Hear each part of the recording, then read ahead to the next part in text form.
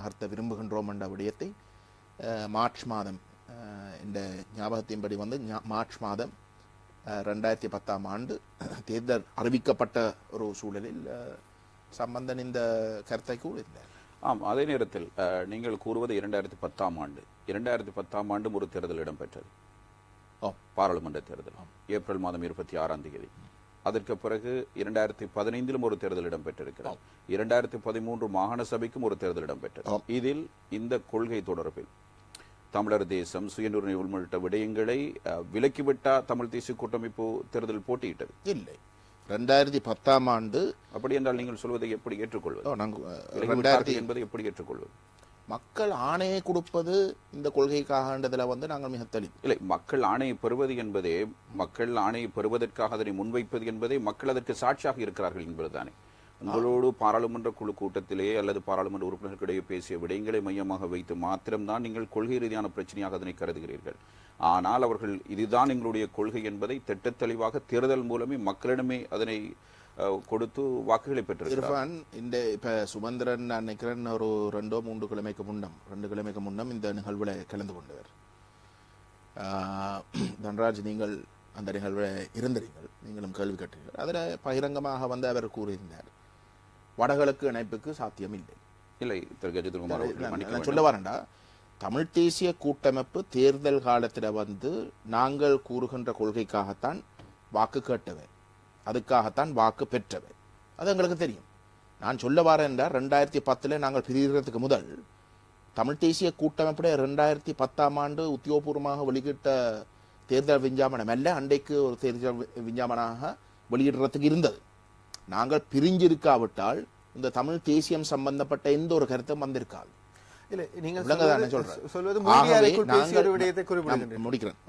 நாங்கள் வெளியேறினதுக்கு பிற்பாடு இவர்கள் கொள்கையை விட்டு விலகினம் என்ற விடயத்தை பகிரங்கமாக குற்றச்சாட்டை வெளிக்கிட்டதுக்கு பிற்பாடுதான் தேர்தலில் வந்து போட்டியிட்டு வெல்றதுக்கு வந்து அவர்கள் இந்த கொள்கைகளை வந்து முன்வைக்க வேண்டி வந்தது.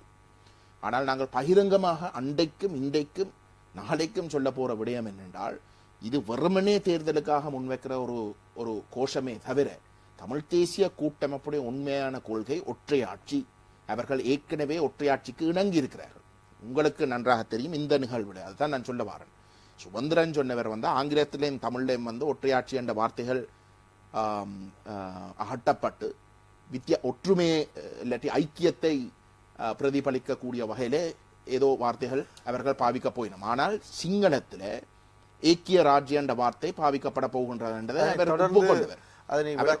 அவர் ஒப்புக்கொண்டவர். ஆகவே உங்களுக்கு தெரியும், சட்டத்தில் வந்து சிங்களம் தமிழுக்கும் ஆங்கிலத்துக்கும் இடையிலே கருத்து முரண்பாடுகள் இருக்கு என்றால் சிங்களம் தான் ஏற்றுக்கொள்ளப்படும். நீதிமன்றத்தில் வந்து ஆங்கிலமும் தமிழும் ஏற்றுக்கொள்ற இல்லை, சிங்களத்தில் இருக்கிறது தான் ஏற்றுக்கொள்ளப்படும். அந்த சொற்பதத்திலேயே வந்து ஒற்றையாட்சி என்றது வந்து சிங்களத்தில் ஏற்றுக்கொள்ளப்பட்டிருக்கிற ஒரு நிலையில தமிழ் தேசிய கூட்டமைப்பு இந்த அரசியலமைப்பை வந்து ஆதரிக்கிறதுக்கு இன்றைக்கு கூட மக்கள் மட்டத்தில் வேலை செய்து கொண்டிருக்கிற ஒரு நிலையில நாங்கள் சொல்றது சரி. தேர்தல் காலத்தில் வந்து இது வெறும் கோஷங்கள், தேசியம், தேசம், சுயநிர்ணயம், வடகிழக்கு இணைப்பு, சமஷ்டி என்ற விடயங்கள் வெறும் கோஷங்கள். ஆனா நடைமுறையில வந்து அவர்கள் அது அவர்களுடைய இலக்காக இருக்கலாம். எது தேசம், சுயநிர்ணயம் என்பது அவர்களுடைய இலக்காக இருக்கலாம். அந்த இலக்கை நோக்கிய பயணத்திற்கான ஒரு அடித்தட்டு வேலையை இப்பொழுது அவர்கள் பார்க்கிறார்கள் என்று அதனை கருத்தில் கொள்ள முடியாதா? அதற்கான ஒரு பேஸ்மெண்ட், ஒரு அரசியல் அமைப்பு கொண்டு வருகின்ற பொழுது அதுதான் இலக்கு. அதுலதான் இலக்கு அடையணும். இந்த அரசியலமைப்புல வந்து இலக்கு அடையாமல் நீங்கள் எப்ப அந்த இலக்கு அடைய போறீர்கள்? நட்டது வடகிழக்கு இணைப்பை எடுப்போம். சுமந்திரன் கருத்து வடகிழக்கு இணைப்பு சாத்தியம் இல்லை. ஏனென்றால் முஸ்லிம் மக்கள் கிழக்கு, விசேஷமாக வடகிழக்கில் வாழ்ற முஸ்லிம் மக்களுடைய, விசேஷமாக கிழக்கு மாகாணத்தில் வாழ்ற முஸ்லிம் மக்களுடைய ஒத்துழைப்பு தேவைன்றது. அது மாட்டு கருத்தே இல்லை. 2009 மே மாதத்துக்கு பிற்பாடு தமிழ் தேசிய கூட்டமைப்புடைய தலைவரும் இந்த தமிழ் தேசிய கூட்டமைப்பு தான் தலைமை கொடுத்தது தமிழ் மக்களுக்கு. ஏன் 2009 இந்த பேச இல்லை? நீங்கள் வடகிழக்கு இணைப்புக்கு நீங்கள் நேர்மையாக வேலை செய்ய தயாரண்டா ஏன் முஸ்லிம் தலைவர்களோட பேச இல்லை? ராஜபக்சோட 11 சுட்டு பேச்சுவார்த்தை நடைபெற்றதாம். 11, 12, 15 ஏதோ 10க்கு மேலே 10 பேச்சுவார்த்தைகள் நடத்துற இடத்துல வடகிழக்கு இணைப்புன்றது தமிழ் மக்களுடைய அத்திவேர் கோட்பாடு. ஏன் முஸ்லிம் மக்களோட பேச இல்லை என்றால் நீங்கள் பேச இல்லாததுக்கு காரணம் உங்களுக்கு வடகிழக்கு இணைப்பு முக்கியம் இல்லை, நீங்கள் அதை கைவிட்டுட்டீங்க. இது ஒரு உதாரணம். 8 வருஷம் இல்லை, மனதளவில் 8 வருஷம் நீங்கள் சொல்ல இயலாது. வடகிழக்கு இணைப்புக்கு நாங்கள் எங்களுடைய நிலப்பாடு வடகிழக்கு இணைப்பு. ஆனால் நாளைக்கு அரசியலமைப்பு ஒன்று வேற இடத்துல வடகிழக்கு இல்லாத ஒரு அரசியலமைப்புக்கு நாங்கள் ஆதரவு தரப்போறோம் என்று நீங்கள் சொல்ல இயலாது. நீங்கள் உண்மையிலே அந்த கோட்பாடு இது வெறுமனே ஒரு சாதாரண கோட்பாடு அல்ல. தமிழ் தேசிய அரசியலுடைய அடிப்படை கோட்பாடுகள் இர்ஃபான். சரிண்ணே, நீங்கள் அதை பேருக்கு வந்து நீங்கள் சொல்றீங்களே தவிர நீங்கள் அந்த கோட்பாடுகளோட இல்லைன்றதுதான் அந்த அரசியலமைப்பு விடயங்கள் பற்றியும் ஏனைய சுமந்திரன் அவர்கள் சொன்ன சில விடயங்கள் பற்றியும் நாங்கள் நிகழ்ச்சி நடத்த விடயங்களுக்கு வருவதற்கு முன்னர் அந்த விடயங்களை பற்றி விரிவாக பேச வேண்டியிருக்கிறது. அன்றைய நிகழ்ச்சியில் பேசப்பட்ட விடயங்கள் என்னபடினா, இர்ஃபான் கேட்ட கேள்வியோடு தொடர்புபடுத்தி ஒரு விடயத்தை நாங்கள் தெளிவுபடுத்திக் கொள்ளலாம். அதாவது நீங்கள் தமிழ் தேசிய கூட்டமைப்பிலிருந்து விலகுவதற்கு அல்லது தலைமையை மாற்றுவதற்கு அல்லது மாற்றுத் தலைமை வேண்டும் என்று சொல்வதற்கான காரணங்களாக நீங்கள் முன்வைத்த காரணங்கள் ஒன்றும் 2010 சரி 15 தேர்தல் காலங்களிலும் சரி தமிழ் தேசிய கூட்டமைப்பினால் முன்வைக்கப்படவில்லை. நீங்கள் குறிப்பிடுகின்ற அவர்கள் சமஸ்டியை விட்டுவிட்டார்கள், ஒற்றையாட்சிக்குள் இணங்கிவிட்டார்கள் என்ற காரணங்கள் முன்வைக்கப்படவில்லை. ஆகவே தலைமைத்துவத்துடனான போட்டி அல்லது தலைமைத்துவ ஆசையா அவங்களை வெளியேற்றியது விளங்கல. இன்றைக்கு தலைமைத்துவத்தை வந்து நாங்கள் விக்னேஸ்வரங்கியாட்ட கேட்கிறோம், அந்த தலைமைத்துவத்தை எடுக்க சொல்லி. சரி, நாங்கள் அந்த தலைமைத்துவம் தான் விருப்பம்டா நாங்கள் மதிப்புக்குரிய விக்னேஸ்வரங்கியாட்ட கேட்க மாட்டோமே, வந்து தலைமைத்துவத்தை ஏற்றுக்கொள்ள சொல்லி. இன்றைக்கு மாற்று அரசியல் கருத்தண்டது தமிழ் தேசிய மக்கள் முன்னணி 2010ஆம் ஆண்டு முன்வைக்கப்பட்ட அந்த கருத்து தான் இன்றைக்கு மாற்று அரசியல் கொள்கையாக இருக்கு. அது மாற்று அரசியலாக ஒரு மாற்று கருத்தண்டது இன்றைக்கு தமிழ் தேசிய கூட்டமைப்புக்கு மாற்று கருத்து. தமிழ் தேசிய கூட்டமைப்பு பிளவிடுது என்று சொல்ற விடயங்கள் தமிழ் தேசிய மக்கள் முன்னணி அண்டைக்கு முன்வச்ச கருத்துகள் 7 வருஷமா சொன்னதுதான் இன்றைக்கு எடுப்படுது. அது தமிழ் தேசிய மக்கள் முன்னணி கருத்தாக இருக்கலாம், இன்றைக்கு தமிழ் மக்கள் பேரவையின் கருத்தாக இருக்கலாம், ஏன் விக்னேஸ்வரன் கருத்தாகவும் இருக்கலாம். அது அனைத்துக்கும் அடித்தளம் போட்டதை வந்து தமிழ் தேசிய மக்கள் முன்னணி. அப்ப நாங்கள் சொல்லலாமே வந்து நாங்கள் தான் தலைமைத்துவத்துக்கு உரித்தானவர்கள், நாங்கள் வேறு எவரோடையும் வந்து நாங்கள் வேறு செய்ய தயாரில்லை, விக்னேஸ்வரன் ஐயா எல்லாம் பேர்ந்து நாங்கள் ஒரு தலைமைத்துவத்துக்கு ஒரு பண்பு கொண்டு வளர்ந்து கொண்டு வார இடத்துல வந்து விக்னேஸ்வரன் ஐயா வந்து அதை பறிக்க பார்க்கிறேன் ஏதோ ஒன்று குற்றச்சாட்டி நாங்கள் அரசியல் செய்யலாம். அப்படி இல்லை. சரி, நாங்கள் எங்களுடைய நோக்கம் வந்து அரசியல் தலைமைத்துவம் இல்லை. எங்களுடைய நோக்கம் வந்து சரியான கொள்கையை முன்னுக்கு கொண்டு போகணும். அதை முன்னுக்கு கொண்டு போறதுக்கு வந்து நாங்கள் தான் அதுக்கு தலைமைத்துவம் கொடுக்கணும் என்று நாங்கள் சொல்ல வர இல்லை.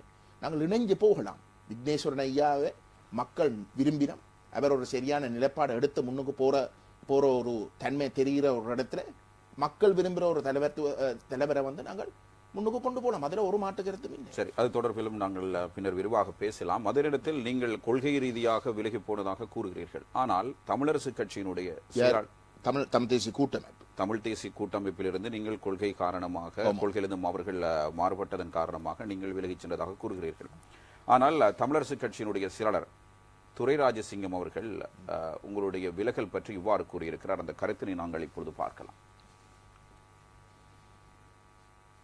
ஊழல் அமைச்சர்களை வெளியேற்ற நினைத்ததன் காரணமாகத்தான் தமிழரசு கட்சி துடிக்கிறது என்று சொல்லுகிறார்கள். யார் சொல்லுகிறார்கள்? எங்களிடம் தமிழ் காங்கிரஸ் 3 டிக்கெட் வேணும் என்று சொன்னார். 3 டிக்கெட் கொடுக்க இயலாத ராசா இப்போ 1 தான் இருக்குது, வா என்று சொன்னார். அவர் வெளியே போனார். இன்னொருவர் எங்களுக்குள்ளே இருந்து விமர்சனங்கள் செய்தார். விமர்சனங்கள் செய்து மக்களை நிராகரித்து விட்டார்கள். இப்ப அவரும் வெளியே நிற்கிறார். இப்ப பார்த்தால் எங்களோட இருந்தவர்களும் இன்னொரு பக்கத்துக்கு போயிட்டார்கள். சரியான மழை அடிக்கிற நேரத்தில் தெரியும் இது நரியா அல்லது சிங்கமாண்டு. துரைராஜசிங்கம் கேட்கிறார், நீங்கள் நரியா சிங்கமா என்று. வேறவர் துரைராஜசிங்கம் அவர் அன்றைக்கு இந்த பேச்சுவார்த்தை நடத்த அவர் இருக்கையில், அவர் தமிழ் தேசிய கூட்டமைப்புடைய அரங்கிலே இருக்கையில் அவர் தான் பேசுறார். சம்பந்தன் எனக்கு முன்னால வந்து வேணுமெண்டா கதைச்சால் நாங்கள் பதில் சொல்லலாம். அரங்கிலே இருக்காத ஒருவர் இன்றைக்கு கதைக்கிறார். இர்ஃபான், நாங்கள் வந்து ஒரு யதார்த்தபூர்வமாக சிந்திக்க வேணும். சரியான, எங்களுக்கு பதவிதான் தேவையாக இருந்திருந்தால் நாங்கள் ஒரு பிரச்சனையும் இல்லாமல் இயக்கவும் இல்லாத நேரம் எல்லாருமா சேர்ந்து மக்களை ஏமாத்தி இருக்கலாமே. எனக்கு பதவிதான் தேவையண்டா கூட்டமைப்புக்குள்ள இருந்தாதானே அப்பா பதவி, அதுதானே சுகமான பாதை. அப்ப நாங்கள் அதெல்லாத்தையும் விட்டு 2010 நாங்கள் பிரிய, எங்களுக்கு என்னது அவ்வளவுக்கு முட்டாள், எங்களுக்கு தெரியாது ஒரு பெரிய பெரிய அலையுண்டு கூட்டமைப்புக்கு அடிக்க போகுது. ஒரு போர் முடிஞ்சு இயக்கம் அழிஞ்சு இருக்கிற ஒரு நிலையிலே தமிழ் தேசிய அரசியல்ல ஒரு மிகப்பெரிய ஒரு வெற்றிடம் இருக்க இயக்கத்துடைய ஒரு ஒரு தொடர்ச்சியாக தமிழ் தேசிய கூட்டமைப்பு மக்களால் பார்க்கப்பட்ட ஒரு நிலையில நாங்கள் சொல்ற குற்றச்சாட்டுகள் நாங்கள் 2010 தேர்தல் காலம் வரைக்கும் நாங்கள் இந்த பகிரங்கமாக நாங்கள் கூட்டமைப்புடைய தலைமைத்துவத்தை விமர்சிக்க இல்லை. அப்ப நாங்கள் பிரிகிற நேரம் எங்களுக்கு தெரிஞ்சிருக்க இல்லையா தேர்தலில் நாங்கள் தோக்க போறோம். அப்ப என்ன அவர் கதைக்கிறார்? பதவிதான் தேவையண்டா சரியப்பா. இன்றைக்கு அவர் என்ன சொன்னார்? ஒரு பதவி, அந்த பதவி எடுத்து போட்டு போயிருக்கலாமே அடுத்த கட்டத்துக்கு. இல்லை, சாதாரணமாக கட்சி தலைவர்கள் உருவாவது, உதாரணத்துக்கு நீங்கள் ஸ்ரீலங்கா முஸ்லிம் காங்கிரஸினை எடுத்துக்கொள்ளலாம். அவர்கள் ஒவ்வொருவருமே தலைமைத்துவ பதவிக்கு ஆசைப்பட்டு தான் அந்த கட்சியிலிருந்து விலகிச் சென்றார்கள், பின்னர் ஒரு கட்சிகளை உருவாக்கினார்கள் என்பது வரலாறாக இருக்கிறது. நீங்கள் அடிக்கடி எதிர்க்கட்சி தலைவர் சம்பந்தன் அவர்களையும் பாராளுமன்ற உறுப்பினர் சுமந்தன் அவர்களையும் கடுமையாக விமர்சிக்கின்றீர்கள். இதுக்கு என்ன காரணம்? கொள்கை ரீதியான பிரச்சனை வேற எதுவுமே இல்லை. சரி, நான் இப்படி அந்த கேள்வி கேட்டால் இப்படியும் பார்க்கணும். நான் விக்னேஸ்வரன் ஐயாவும் கடுமையா விமர்சிச்சான். விக்னேஸ்வரன் ஐயாவை அரசியலுக்குள்ள கொண்டு வந்ததே இந்த சம்பந்தனும் சுமந்திரனும். மற்ற அவர்களுடைய கட்சி தமிழ் தேசிய கூட்டமைப்பிலே அங்கம் வகிக்கிற ஏனைய கட்சிகள் விக்னேஸ்வரன் ஐயாவை கடுமையாக விமர்சித்து அவரை நிராகரித்து மாவே சேனாதராஜாவை விரும்பியிருந்த ஒரு நிலையில விக்னேஸ்வரன் ஐயாவை பலாத்காரமாக தமிழ் தேசிய கூட்டமைப்புக்குள் திணிச்சதே இந்த சம்பந்தனும் சுமந்திரனும். அந்த நேரம் விக்னேஸ்வரன் ஐயா ஏகோபித்த வாக்குகளை பெற்று வென்றதுக்கு பிற்பாடு ஒரு குறிப்பிட்ட காலம், ஒரு வருஷத்துக்கு மேலே அவர் முழுக்க சுமந்திரன் சொன்ன கருத்தோடு தான் அவர் ஒத்து போனவர். அதே அவர்களுடைய கருத்துக்களைத்தான் அவர் பிரதிபலித்தவர். சரி, அந்த காலத்துல நாங்கள் விக்னேஸ்வரன் ஐயாவை மிக கடுமையாக விமர்சிச்சினாங்க. விளங்குது. இன்றைக்கு விக்னேஸ்வரன் ஐயா இங்க நடைபெற்ற ஒரு இன அழிப்பு, ஒரு இனப்படுகொலை என்ற விடயத்தை வலியுறுத்துறாரு. இன்றைக்கு வழிபடக்களை காணி விடுவிக்கிறதுக்கு புதிய அரசாங்கத்துடைய ஜனாதிபதி மைத்ரிபால சிறிசேன, பிரதமர் ரணில் விக்ரமசிங்க, முன்னாள் ஜனாதிபதி சந்திரிகா குமாரதுங்க யாழ்ப்பாணத்துக்கு வருகை தந்து அந்த காணி விடுவிப்பு நிகழ்வுல கலந்து கொண்ட பொழுது அதே மேடையில அவர்கள் மூவரும் இருக்கக்கூடிய வகையில அதே மேடையில இந்த தீவுல இரு தேசங்கள் இருக்கின்றது, இந்த இரு தேசங்களும் அங்கீகரிக்கப்பட்டு அது பாதுகாக்கப்படுற இடத்துல தான் இந்த நாடு அமைதியாக நல்லிணக்கத்தை அடைஞ்சு முன்னுக்கு போகலாம் என்ற ஒரு கருத்தை சொன்ன அது தமிழ் தேசிய மக்கள் முன்னணியுடைய கருத்து.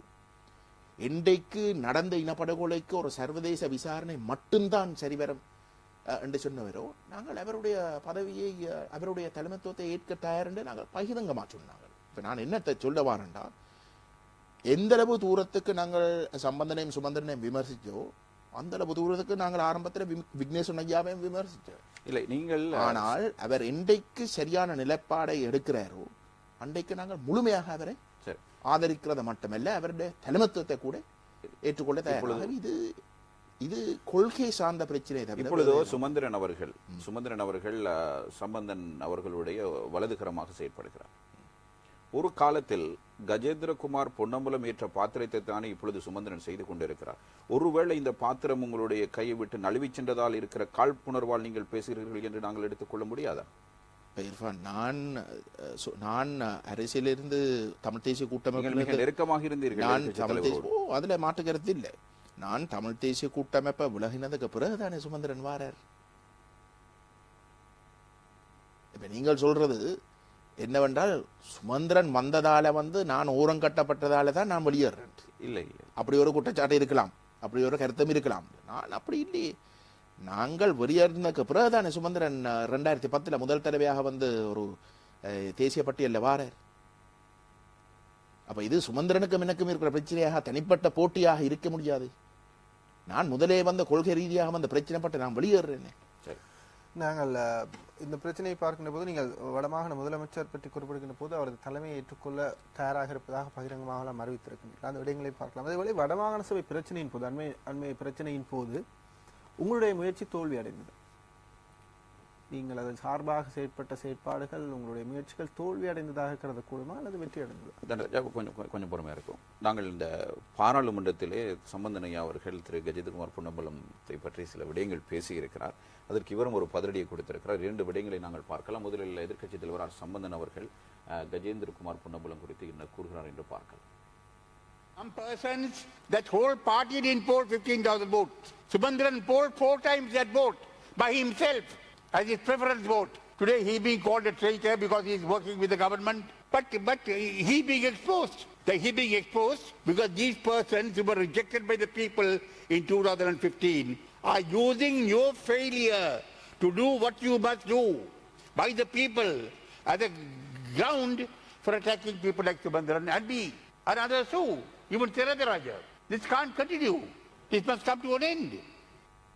சரி, அவர் இப்படி பேச நீங்கள் அவருக்கு ஒரு பதிலை வழங்குகிறீர்கள் அண்மையில் இடம்பெற்ற ஊடகவியலாளர் சந்திப்பில். அதனையும் நாங்கள் பார்க்கலாம். 77ஆம் ஆண்டு தமிழீழத்தை நிராகரிச்சு இருந்தாலும் தனிப்பட்ட முறையிலே தனித்தமிழீழம் என்று ஒரு ஆணையை கேட்டு போட்டியிட்ட பொழுதுதான் சம்பந்தன் உண்மையிலே வெண்டு. அதுக்கு பிறகு சம்பந்தன் ஒவ்வொரு தேர்தலையும் தோத்ததே இல்லாட்டி பயந்து 2000ஆம் ஆண்டு பயத்தில் வந்து போட்டியிடவும் இல்லை. வேந்தன் நடந்த லண்டனுக்கு போய் ஆண்டன் பாலசிங்கம் அவர்களுடைய காலில் விழுந்து மன்னிப்பு கேட்டு கெஞ்சி மன்றாடி திருகோணமலையில வந்து இயக்க கட்டுப்பாட்டுக்கு போய் ஏக பிரதிநிதியாக வந்து தமிழீழ விடுதலை புலிகள் அமைப்பை நான் ஏற்றுக்கொள்ளுவேன், நான் இனி துரோகம் செய்ய மாட்டேன் இந்த காலில் விழுந்து கெஞ்சி தமிழீழ விடுதலை புலிகள் சம்பந்தனுக்கு வந்து புனர்வாழ்வு செய்து விட்டதுக்கு பிறகுதான் தமிழீழ விடுதலை புலிகள் அமைப்புடைய புண்ணியத்தில் வந்து வந்தவர். ஆம், திரு சம்பந்தன் மீது நீங்கள் சுமத்துகின்ற குற்றச்சாட்டுகள் உண்மையோ பொய்யோ தெரியாது. இனி அவருக்குத்தான் அந்த விடயங்கள் தெரிந்திருக்கும், உங்களுக்கு இவ்வாறு தெரிந்தது தெரியாது. சரி, அது அவ்வாறு இருந்தாலும் கூட சம்பந்தன் ஐயா மட்டும்தான் தமிழீழ விடுதலை புலிகளுடன் ஆதரவோடு பாராளுமன்றம் வந்தாரா, இல்லை கஜேந்திரகுமார் பொன்னம்பலமும் வந்தாரா? தமிழீழ விடுதலை புலிகள் இல்லாமையின் காரணமாகத்தான் நீங்கள் 2004, 2010, 2015 தேர்தல்களில் தோல்வியடைந்தீர்கள். நான் அந்த கருத்தை சொன்னதுக்கு வித்தியாசமான நோக்கம் இருந்தது. 2001 இருந்து அப்படி என்றால் வெண்ட அனைவரும் தமிழீழ விடுதலை புலிகளுடைய ஆதரவால தான் வெண்டவர்.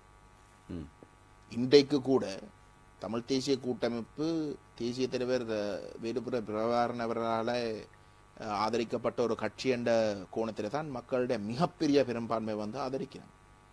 சம்பந்தன் இன்றைக்கு வந்து இயக்கத்தை மிகவும் கண்டித்து பேசினாலும் கூட அவரை சுற்றி வர இருக்கிற 99% ஆக்கள் மக்கள்கிட்ட போக வந்து இயக்கத்தை ஆதரித்து தான் கதைக்கிறோம். ஏதோ எங்களுக்கும் கூட மிக தீவிரமாக வந்து தமிழீழ விடுதலை புலிகளுடைய உறுப்பினர்கள் என்ற அடிப்படையில் தான் நாங்கள் பேசுகிறோம். நீங்கள் இயக்கத்தை ஆதரித்து தான் தேர்தல் செய்தீர்கள். திரு வித்யாதரன் அவர்களும் இயக்கத்தை ஆதரித்து தான் முன்னாள் விடுதலை புலி உறுப்பினர்கள் வைத்து தான் தேர்தல் செய்தார்கள். அப்படி என்றால் ஏன் மக்கள் நிராகரித்தார்? இல்லை, அதைத்தான் இர்ஃபான் நான் ஆரம்பத்திலேருந்தே நான் சொல்லிக்கொண்டு வர விடயம் என்னென்றால், தமிழ் தேசிய கூட்டமைப்பு நாங்கள் 2010 இந்த விஷயத்தை சொன்ன நாங்கள் 2015 சொன்ன நாங்கள் தமிழ் தேசிய கூட்டமைப்பு தமிழ் தேசிய கொள்கைகளை வெறும் கோஷங்களாக மட்டும்தான் பாவிக்கணும். தயவு செய்து நீங்கள் அதில் மாற்று கருத்து இல்லை. அதுதான் அதில் மாற்று கருத்து இல்லை. சரிண்ணே. 2வது 2016க்குள் தீர்வு வரும் என்று சொன்னது வந்து நாங்கள் குறைச்சி மதிப்பிட முடியாது. 65 வருஷங்களுக்கு மேலாக கஷ்டப்பட்ட ஒரு தீர்வை தேடிக்கொண்டிருக்கிற மக்களுக்கு ஒரு ஒரு ஒரு கட்சியினுடைய தலைவர் அடிச்சு சொல்றார் 2016க்கு உள்ள வந்து தீர்வு வரும், அதுக்காகத்தான் நாங்கள் இந்த அரசாங்கத்தை ஆட்சிக்கு கொண்டு வந்திருக்கிறோம் என்று சொல்ற இடத்துல இன்னும் 1 வருஷம் கொடுத்தால் என்ன என்று மக்கள் யோசிக்க மாட்டோம். இன்றைக்கு நாங்கள் தோத்ததை 2015 ஆகஸ்ட் மாதம் தோத்த என்ற சொல்றீர்கள். ஆனால் இன்றைக்கு தமிழ் தேசிய கூட்டமைப்புக்கு இருக்கக்கூடிய மிகப்பெரிய எதிர்ப்பு, மக்கள் மட்டத்தில் இருக்கக்கூடிய விமர்சனம் என்றது நாங்கள் அன்றைக்கு சொன்ன உண்மைகளை இன்றைக்கு மக்கள் உணர தொடங்கினோம். அனுபவ ரீதியாக மக்கள் விளங்கிக் கொள்றபடியால் தான் இவர்களுக்கு மக்கள் மட்டத்தில் போக முடியாது. இன்னும் ஒன்றை சொல்றேன், நீங்கள் அந்த சம்பந்தன் எங்களை பற்றி அந்த பாராளுமன்றத்தில் பேசினதை வச்சு சொல்றார். அவர் எங்களை திட்டி இன்னொரு இடத்துல வந்து அரசாங்கத்துக்கு சொல்றார், ஏப்பா நீ எங்களுக்கு ஒன்றும் நாங்கள் மக்கள்கிட்ட போய் வந்து வாக்கு கேட்க நாங்கள் இப்படி எல்லாம் வாக்குறுதியில் கொடுத்தா நீ ஒன்றும் கொடுக்காமல் இருக்கிறதால வந்து கஜேந்திரகுமார் போன்ற ஆக்கள் வந்து எங்களை திட்டுறாங்க, மக்களும் வந்து எங்களை கோவிக்கணும். எனக்கு அதுல ஒரு பிரச்சனையும் இல்லை. தாராளமாக எங்களை வேணுமென்றா கேவலப்படுத்தியாவது மக்களுடைய உரிமைகளை நீங்கள் பெற்றுக் கொடுப்பீர்கள் என்றால் மிகவும் திறம்.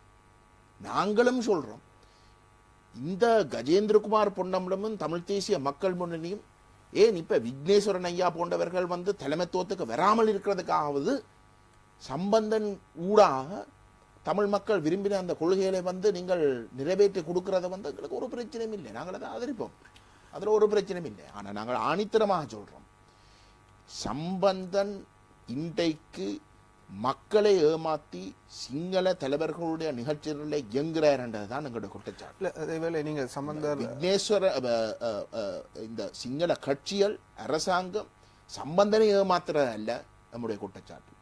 விளங்குதானே சொல்றேன். சம்பந்தன் தெரிஞ்சு அரசாங்கத்தோடு இணைஞ்சு வேலை செய்து இன்றைக்கு மக்களுக்கு தெரிய வருது இவங்கள் ஏமாத்துறாங்க என்று தெரிய வர, யாரு கூட்டமைப்புடைய தலைமைத்துவம் மக்களை ஏமாத்தினம் என்று மக்கள் தெரிய வர, இன்றைக்கு அவர்கள் மெட்ட மாதிரி கதைக்க விளைக்கிறோம். அதுக்கு மக்கள் இணங்க போறது இல்லை.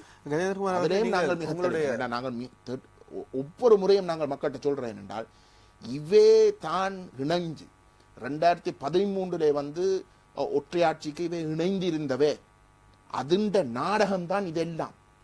விளங்குதானே? ஆக இன்றைக்கு மக்கள் ஒரு கட்டத்தை தாண்டி விழிப்புணர்வு அடைஞ்சிருக்கிற ஒரு நிலையிலே இவே அதை விற்க இல்லாமல் இருக்கு. அந்த ஒற்றையாட்சிக்குள் இருக்கக்கூடிய தீர்வை விற்க இல்லாத ஒரு நிலைக்கு தள்ளப்படினோம். அப்படிப்பட்ட ஒரு இடையில தான் அவர்கள் அரசாங்கத்தை விமர்சிச்சாவது தங்களை காப்பாற்றிக் கொள்றதுக்கு முயற்சிக்கணும் என்றதுதான் நாங்கள் விற்காத பொருளுக்காகவா 2013ஆம் ஆண்டு இடம்பெற்ற மாகாண சபை தேர்தலில் மக்கள் வாக்களித்தார்? நீங்கள் கூறுகின்ற சமஷ்டி சுய நிர்ணய உரிமை போன்ற விடயங்கள் இல்லாமல் நீங்கள் வெறும் ஆரம்ப புள்ளியாக கூட ஏற்றுக்கொள்ளாத மாகாண சபையை ஒட்டுமொத்த வடமாகாண தமிழர்களும் ஏற்றுக்கொண்டார்களே, ஏற்றுக்கொண்டு வாக்களித்தார்களே. வாக்களித்தது என்னதுக்கா? அதுதான் விக்னேஸ்வரன் ஐயா சொல்றாரு. எங்களுடைய தேர்தல் தமிழ் தேசிய கூட்டமைப்பு விக்னேஸ்வரன் ஐயா சொல்றார், தமிழ் தேசிய கூட்டமைப்புடைய தேர்தல் விஞ்ஞாபனத்தில் வந்து சமஷ்டி சுய நிர்ணயம் வடகிழக்கு இணைப்பு தமிழ் தேசம் இந்த கோட்பாடுகளின் அடிப்படையில தான் நாங்கள் வென்றாங்கள் என்றுதான் விக்னேஸ்வரன் ஐயா சொல்றார். ஒரு நாளும் ஒற்றையாட்சியோ 13ஆம் திருத்தத்தையோ ஏற்றுக்கொள்ள இல்லை. ஆனால் இன்றைக்கு துரதிஷ்டவசமாக இந்த தேர்தல் விஞ்ஞாபனத்தை எழுதினவர்கள் என்றால் சம்பந்தன் சுமந்திரனும் அவர் நேற்று முந்தின நாள் பேசியிருக்கிறார். இந்த தேர்தல் விஞ்ஞாபனத்தை எழுதினவர்கள் தான் இன்றைக்கு அரசாங்கத்தோடு சேர்ந்து இந்த கொள்கைகளுக்கு நேரெதிரான வகையிலே செயல்படுறார் என்று விக்னேஸ்வரன் ஐயாவை சொல்றார். அப்ப மக்களுக்கு ஒரு பிழையான மாகாண சபையில மக்களுக்கு வந்து ஒரு சரியான கொள்கையை காட்டி மக்களை ஆதரிக்கப்பட்டது. அது அவண்ட நிகழ்ச்சிகள் என்னென்றால் படிப்படியாக எங்களை வந்து இந்த ஒற்றையாட்சிக்குள் இருக்கக்கூடிய இந்த மாகாண சபைக்கு நம்முடைய மக்கள் பழக்கப்பட்டு இறுதியில வந்து சமஷ்டியையும் நாங்கள் கேட்கிற சுய நிர்ணயத்தையும் வடகிழக்கு இணைப்பையும் அனைத்து அடிப்படை கொள்கைகளையும் கைவிட பண்றதுதான் அவர்களுடைய நோக்கமாக இருந்து அது பிழைக்கு. தொடர்ந்து நாங்கள் பேசலாம். இது சம்பந்தமான கேள்விகளோடு நீங்கள் இணைந்து கொள்ளலாம். 0112277577 அல்லது 0113883652 தொலைபேசி இலக்கங்கள் இருக்கின்றன. இணைந்து கொள்ளுங்கள். நேரத்தை பார்த்து இடைவெளியை தொடர்ந்து உங்களை சந்திக்கலாம்.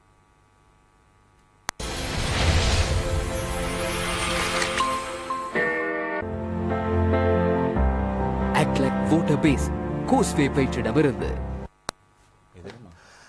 அதிர்வு நிகழ்ச்சியோடு இணைந்திருக்கின்றீர்கள். தமிழ் தேசிய மக்கள் முன்னணியின் தலைவரும் அகில இலங்கை தமிழ் காங்கிரசின் பொதுச் செயலாளருமான கஜேந்திரகுமார் அவர்களோடு பேசிக் கொண்டிருக்கின்றோம். நீங்கள் உங்களுடைய கேள்விகளோடு இணைந்து கொள்ளலாம்.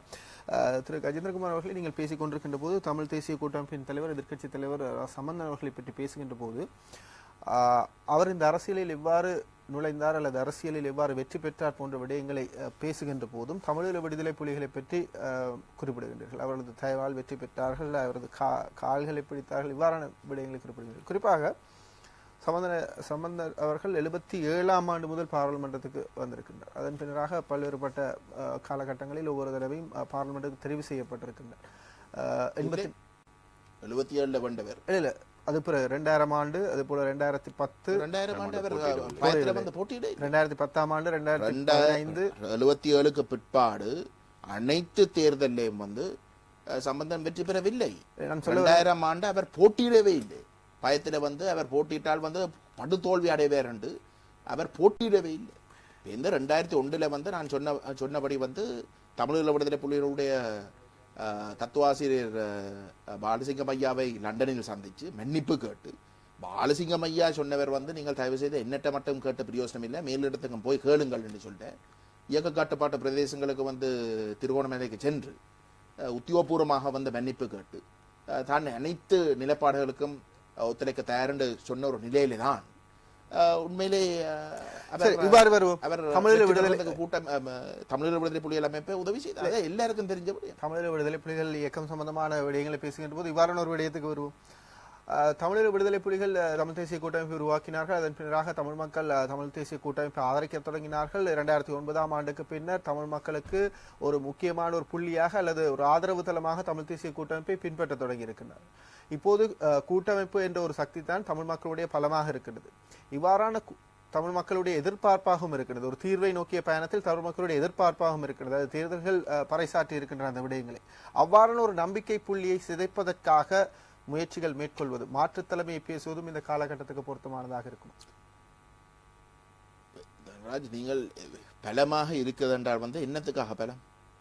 தமிழ் மக்களுக்கான தீர்வை பெற்றுக் கொடுப்பதற்கு. எங்க தீர்வு? அதனை நோக்கி பயணம். எங்க தீர்வு? வடகிழக்கு இணைப்பு இல்லைன்றதை வந்து கூட்டமைப்பே ஒப்புக்கொள்ளுது. சிங்களத்துல வந்து ஒற்றையாட்சி என்றது தான் சட்டத்தில் ஏற்றுக்கொள்ளப்பட போகுது. அது அப்படி இருக்க போறதை வந்து ஒப்புக்கொள்ளினோம். சரிதானே?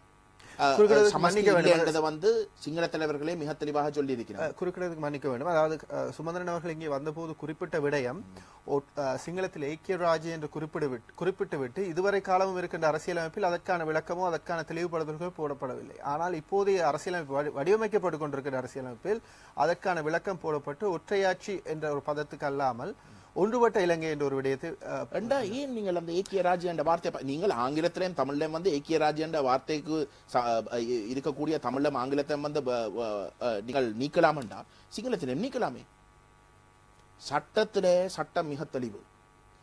இந்த ஐக்கிய ராஜ்யம் என்ற வார்த்தை ஏதோ இந்தியில இருந்து வந்து தொடங்க போறது இல்லை. 65 வருஷமா இந்த இலங்கை அரசு ஒரு ஒற்றையாட்சி அரசாக சிங்களத்துல வந்து ஏற்றுக்கொள்ளப்பட்ட ஒரு விடயம் விளங்குதுதானே. அப்ப நான் சொல்ல வரேன்டா, நீங்கள் அந்த சொல்லை திரும்ப பாவிக்க போறீங்கடா. 65 வருஷமாக இருந்த அந்த சொல்லுக்கு இருக்கக்கூடிய அனைத்து விளக்கங்களையும் உட்பட்ட இன்னும் மேலதிகமாக நீங்கள் சொல்ல போற விளக்கங்களையும் சேர்த்துக் கொள்றதாகத்தான் இருக்குமே தவிர அந்த ஒற்றையாட்சியை நீக்கி ஏதோ புது விடயங்களை வந்து இந்தியில இருந்து நாங்கள் கடைபிடிக்க போறோம் என்று சொல்றது முட்டாத்தனம். அதோட பச்சை போய் அதனோடு இணைந்ததாக நீங்களே குறிப்பிட்டீர்கள். சில விடயங்களை சில விளக்கங்களை இணைத்துக் கொள்ள போகின்றார்கள் என்று. ஐக்கிய ராஜ்யம் என்று குறிப்பிட்டு விட்டு 65 வருஷமா வந்து மிகவும் இறுக்கமான ஒரு ஒற்றையாட்சிக்குரிய அர்த்தத்தை கொண்ட ஒரு ஒரு கட்டமைப்பு அந்த இறுக்கத்தை தளர்த்துவதற்கான விளக்கம் அதனோடு சேர்ந்து இணைக்கப்பட போகின்றது. நீங்கள் பார்க்கிறீர்கள் முன்னாள் ஜனாதிபதி ஒற்றையாட்சி இதுவரைக்கும் 65 வருஷமாக பாவிக்கப்பட்ட ஒற்றையாட்சிக்குரிய அர்த்தம் எதிர்காலத்திலே இல்லாமல் இருக்கிறது தான் நோக்கம்ண்டா ஏன் அந்த வார்த்தையை பாவிக்கிறீர்கள்? ஆங்கிலத்திலையும் தமிழ்லையும் மாத்தின மாதிரி சுமந்திரன் சொல்ற மாத்தின மாதிரி நீங்கள் அதில் அகட்டி இன்னொரு வார்த்தையை பாவிக்கலாமே. சரி, சிங்களத்துல மட்டும் நீங்கள் அந்த வார்த்தையை பாவிக்க அதுவும் சிங்களத்துல வந்து மிக தெளிவாக சொல்லப்பட்டிருக்க சட்டத்துல சிங்களம் தான் ஏற்றுக்கொள்ளப்படும்.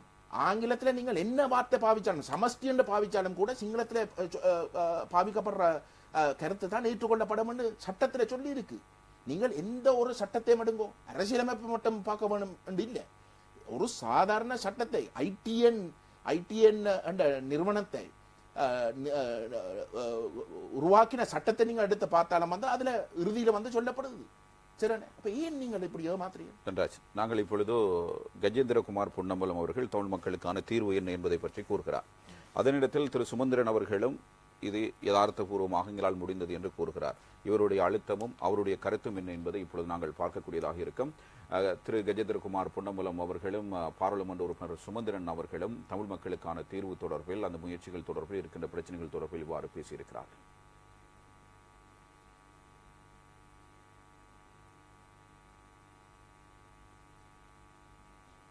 ஐயா என்ற தனிநபர் வந்து கொள்கை ரீதியாக சரியான கருத்தை வெளிப்படுத்தி மாகாண சபை ஒரு ஆரம்ப புள்ளியாக கூட ஏற்றுக்கொள்ள முடியாது என்ற கொள்கையில இருக்கிறதால அவர் பழிவாங்கப்படுறார். அதை நாங்கள் தடுத்து நிப்பாட்ட வேணும் என்ற ஒரே ஒரு நோக்கத்துக்காக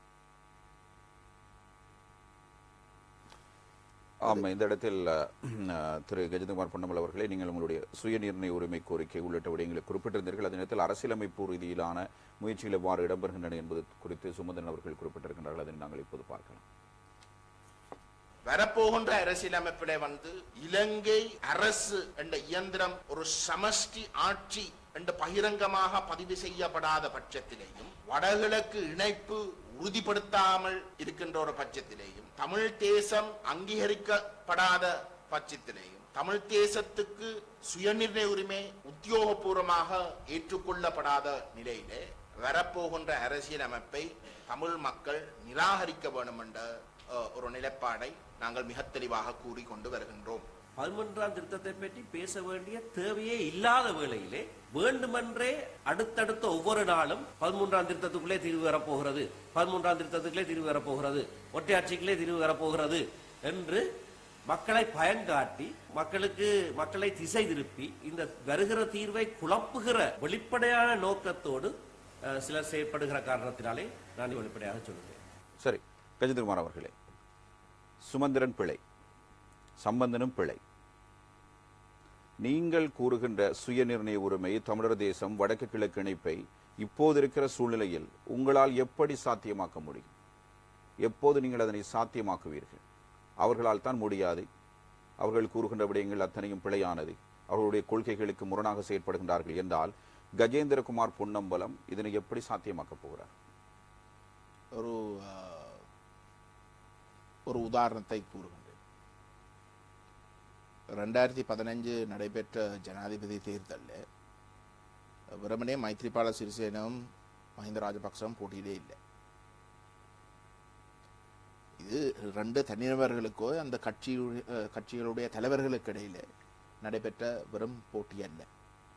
அவர்களுக்கு பின்னால் பெரிய பெரிய சக்திகள் இருந்தன. மஹிந்த ராஜபக்ச பின்னால் சீனா இருந்தது. இந்தியாவிலே மைத்ரிபால சிறிசேனக்கு பின்னால் இந்தியாவும் அமெரிக்காவும் மேற்கு நாடுகளும் இருந்தது. அது அனைவருக்கும் தெரிஞ்ச விடயம். சீனா இலங்கைக்குள் கால் நுழைவது இந்தியாவுக்கு ஒரு மிகப்பெரிய தேசிய பாதுகாப்பு பிரச்சனை என்றது அனைவருக்கும் தெரிஞ்ச விடயம். அதே போன்று அமெரிக்காவுக்கு சீனா இலங்கைக்குள் நுழைவது சீனாவுடைய வளர்ச்சி, பொருளாதார இராணுவ வளர்ச்சியை உறுதிப்படுத்தும். அப்படி உறுதிப்படுத்தப்படுற இடத்துல அமெரிக்காண்ட உலகத்திலே முதலாவது வல்லரசு என்ற இடம் ஒரு கேள்விக்குறியாகும் என்று தெரிஞ்சிருந்த நிலையில சீனா இலங்கைக்குள் கால் நுழைவது அமெரிக்காவுக்கு கடும் சவாலாக பார்க்கப்பட்டது என்று அனைவருக்கும் தெரிஞ்ச விடயம். அப்படிப்பட்ட ஒரு மிக முக்கியமான ஒரு பூகோள போட்டி நடைபெறுகின்ற ஒரு பொழுதுதான் இந்த 2 தலைவர்களுக்கும் இடையில ஒரு தேர்தல் நடைபெறுகின்றது. அனைவருக்கும் தெரிஞ்ச விடயம். இன்னொரு விடயம், தமிழ் மக்களுடைய வாக்குகள் இல்லாமல் அந்த தேர்தலில் ஆட்சி மாற்றம் நடைபெற்றிருக்க முடியாது. முஸ்லிம் மக்கள் முழுமையாக வாக்களிச்சிருந்தாலும், மலையக மக்கள் முழுமையாக வந்து மைத்ரிபால சிறிசேனக்கு வாக்களிச்சிருந்தாலும் கூட ஈழத்தமிழர்கள் விசேஷமாக வடகிழக்கு வாழ் மக்களுடைய தமிழ் மக்களுடைய வாக்குகள் இல்லாமல் அந்த ஆட்சி மாற்றம் நடைபெற்றிருக்க முடியாது. அது அனைவருக்கும் தெரிஞ்ச விடயம்.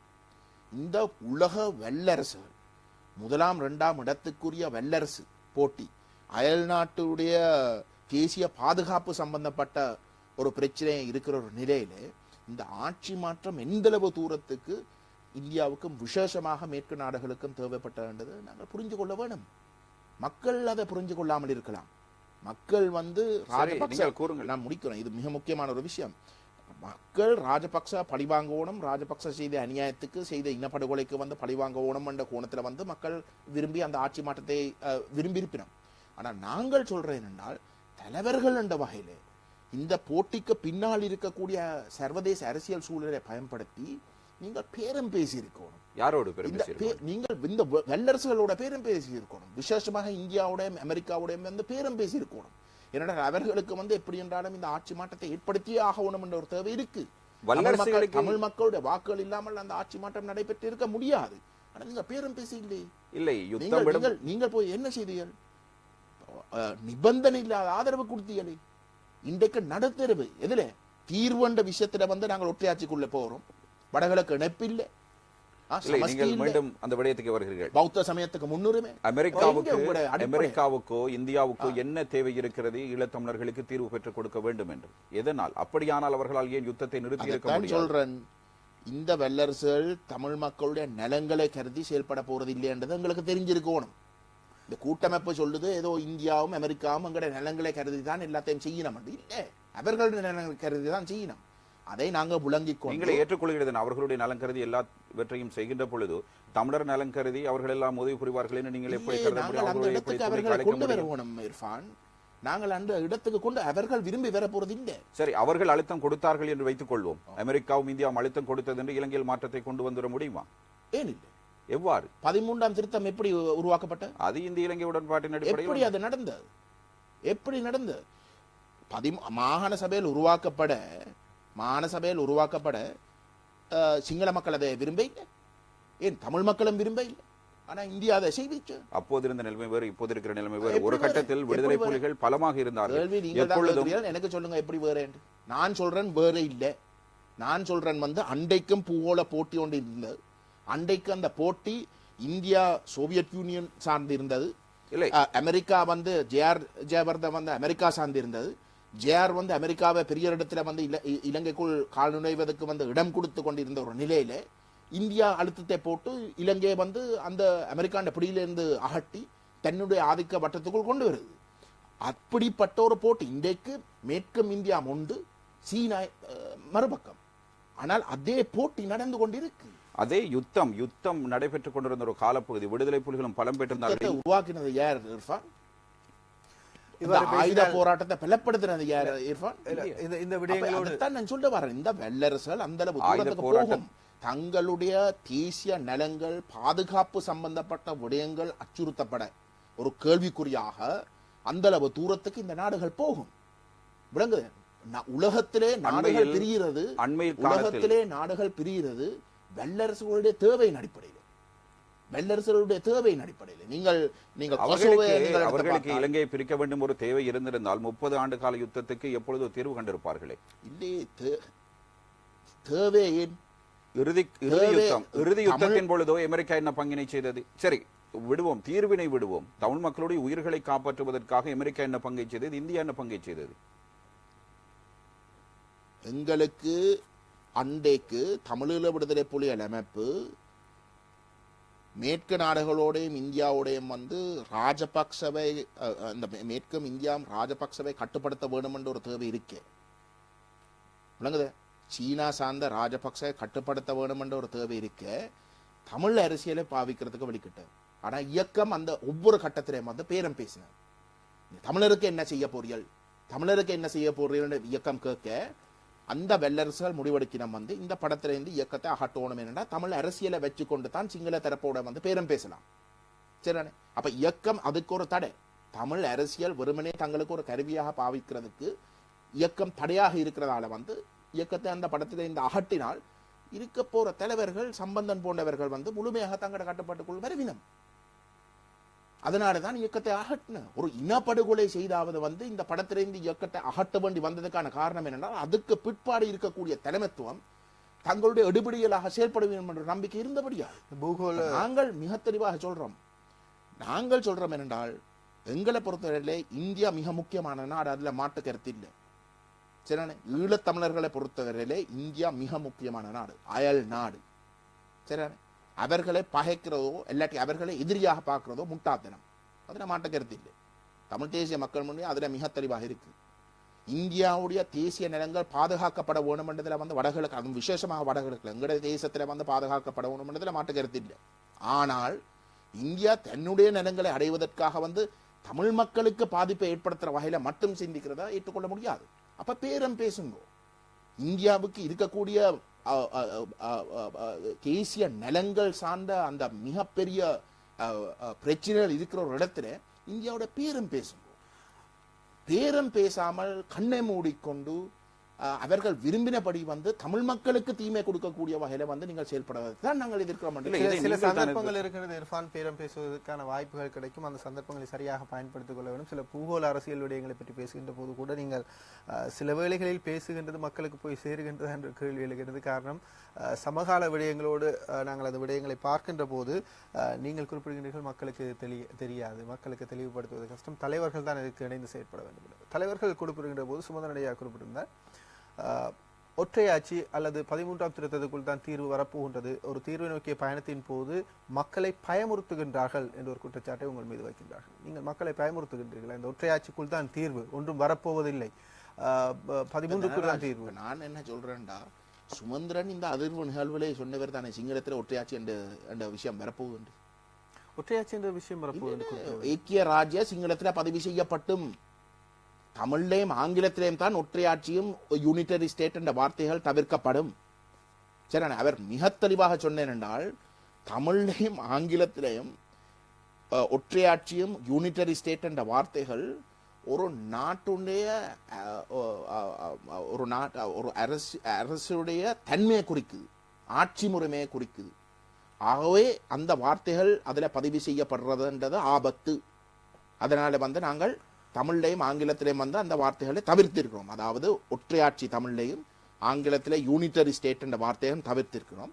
அவர் பொய் எங்கே சொல்றாருண்டா, சிங்களத்தை அந்த ஏக்கிய ராஜ்ய என்ற வார்த்தை, அதாவது ஒற்றையாட்சிக்குரிய சிங்கள வார்த்தை வந்து ஏக்கிய ராஜ்ய, அந்த ஏக்கிய ராஜ்ய என்ற வார்த்தை ஒரு அரசுடைய தன்மையை குறிக்க இல்லை, ஆட்சி முறைமையை குறிக்க இல்லை. அது சிங்களத்துல வந்து ஐக்கியத்தை தான் குறிக்குது. ஆகவே அந்த வார்த்தை இருக்கலாம். அதைத்தான் நான் சொல்றேன் தான் ராஜ், 65 வருஷமாக இன்றைக்கு ஒரு ஒற்றை ஆட்சி முறைமை தான் இங்கே இருந்திருக்கிறது வந்து எவரும் கேள்விக்கு உட்படுத்துற இல்லை. சுமந்திரன் கூட அதை ஏற்றுக்கொள்வார். அந்த ஒற்றை ஆட்சியுடைய தன்மைகள் அனைத்தும் அந்த ஏக்கிய ராஜ்ய என்ற வார்த்தை ஊடாகத்தான் பார்க்கப்படுது நீதிமன்றத்தில். ஏனென்றால் நீதிமன்றத்தில் வந்து சிங்கள வரவு மட்டும்தான் ஏற்றுக்கொள்ளப்படும். சிங்கள வரவுல வந்து ஒற்றையாட்சியை குறிக்கிற வார்த்தை ஏக்கிய ராஜ்ய, ஏக்கிய ராஜ்ய என்ற வார்த்தைக்கு தான் இந்த ஒற்றையாட்சி முறைமையை நாங்கள் 65 வருஷமாக வந்து அனுபவிச்சு இருக்கிற விடயம் அந்த ஏக்கிய ராஜ்ய என்ற வார்த்தையோட தான் சம்பந்தப்படுதே தவிர ஆங்கிலத்திலும் தமிழ்லையும் இருக்கிற வார்த்தைகள் அல்ல. சரி சரி, அப்ப சுமந்திரனே சொல்றார், ஒரு இடத்துல பொய் சொல்ல வரார், ஆனால் சுமந்திரனை ஏற்றுக்கொள்றார் ஏக்கிய ராஜ்ய என்ற வார்த்தை வரப்போகிற அரசியலமைப்புல பதிவு செய்யப்படும். கஜன்மார் அவர்களே, நீங்கள் இது சுமந்திரன் சொல்ற கருத்து. நீங்கள் பூகோள அரசியலை மையமாக வைத்து சர்வதேச நாடுகளோடு ஒரு இணக்கப்பாடுக்கு வந்து தமிழ் தேசிய கூட்டமைப்பு நீங்கள் கூறுகின்ற கொள்கை ரீதியிலான விடயங்களை அடைவதற்கான முயற்சிகளை மேற்கொண்டிருக்க வேண்டும் என்று கூறுகிறீர்கள். தமிழ் தேசிய கூட்டமைப்புக்கு என்ன பலம் இருக்கிறது? விடுதலை புலிகள் இருந்த காலப்பகுதியில் விடுதலை புலிகள் பலமாக இருந்தார்கள், எனவே சமமாக உட்கார்ந்து பேசுவதற்கான வாய்ப்புகள் இருந்தன. இப்பொழுது தனிநாடு கேட்டவர்கள் முற்றுமுழுதாக இல்லாமலாக்கப்பட்டு விட்டார்கள். அவ்வாறு ஒரு நிலைமை காணப்படுகிறது. எந்த பலவும் இல்லாமல் இருக்கிறது. வெறும் அரசியல் கட்சியாக மாத்திரம், மக்களுடைய வாக்குகளை பெறுகின்ற ஒரு கட்சியாக மாத்திரம் அந்த கட்சி இருந்து கொண்டுதான் இப்பொழுது தங்களுடைய உரிமைகளை கோர வேண்டிய ஒரு தேவை இருக்கிறது. அதாவது பாகிங் என்று சொல்வார்கள். நீங்கள் எந்த அளவு பலமாக இருக்கிறீர்களோ அதே அளவு உங்களுக்கு கேட்கக்கூடிய வாய்ப்பு இருந்தது. அந்த நேரத்தில் தனிநாடு கேட்டதால் சமஷ்டி அளவுக்கு வந்தது. 2002 சமாதான பேச்சுவார்த்தை காலத்தில் அந்த நிலைமை காணப்படும். சர்வதேச நாடுகளும் விரும்பினது. இப்பொழுது விடுதலை புலிகளும் இல்லை, அதற்காக ஒரு அழுத்தத்தினை கொடுக்கக்கூடிய ஒரு சந்தர்ப்பமும் இல்லை. எனவே இவ்வாறான நிலையில் நீங்கள் கூறுவது எப்படி சாத்தியம் என்பதைத்தான் நான் கேட்கிறேன். அதைத்தான் நானும் சொன்னேன்.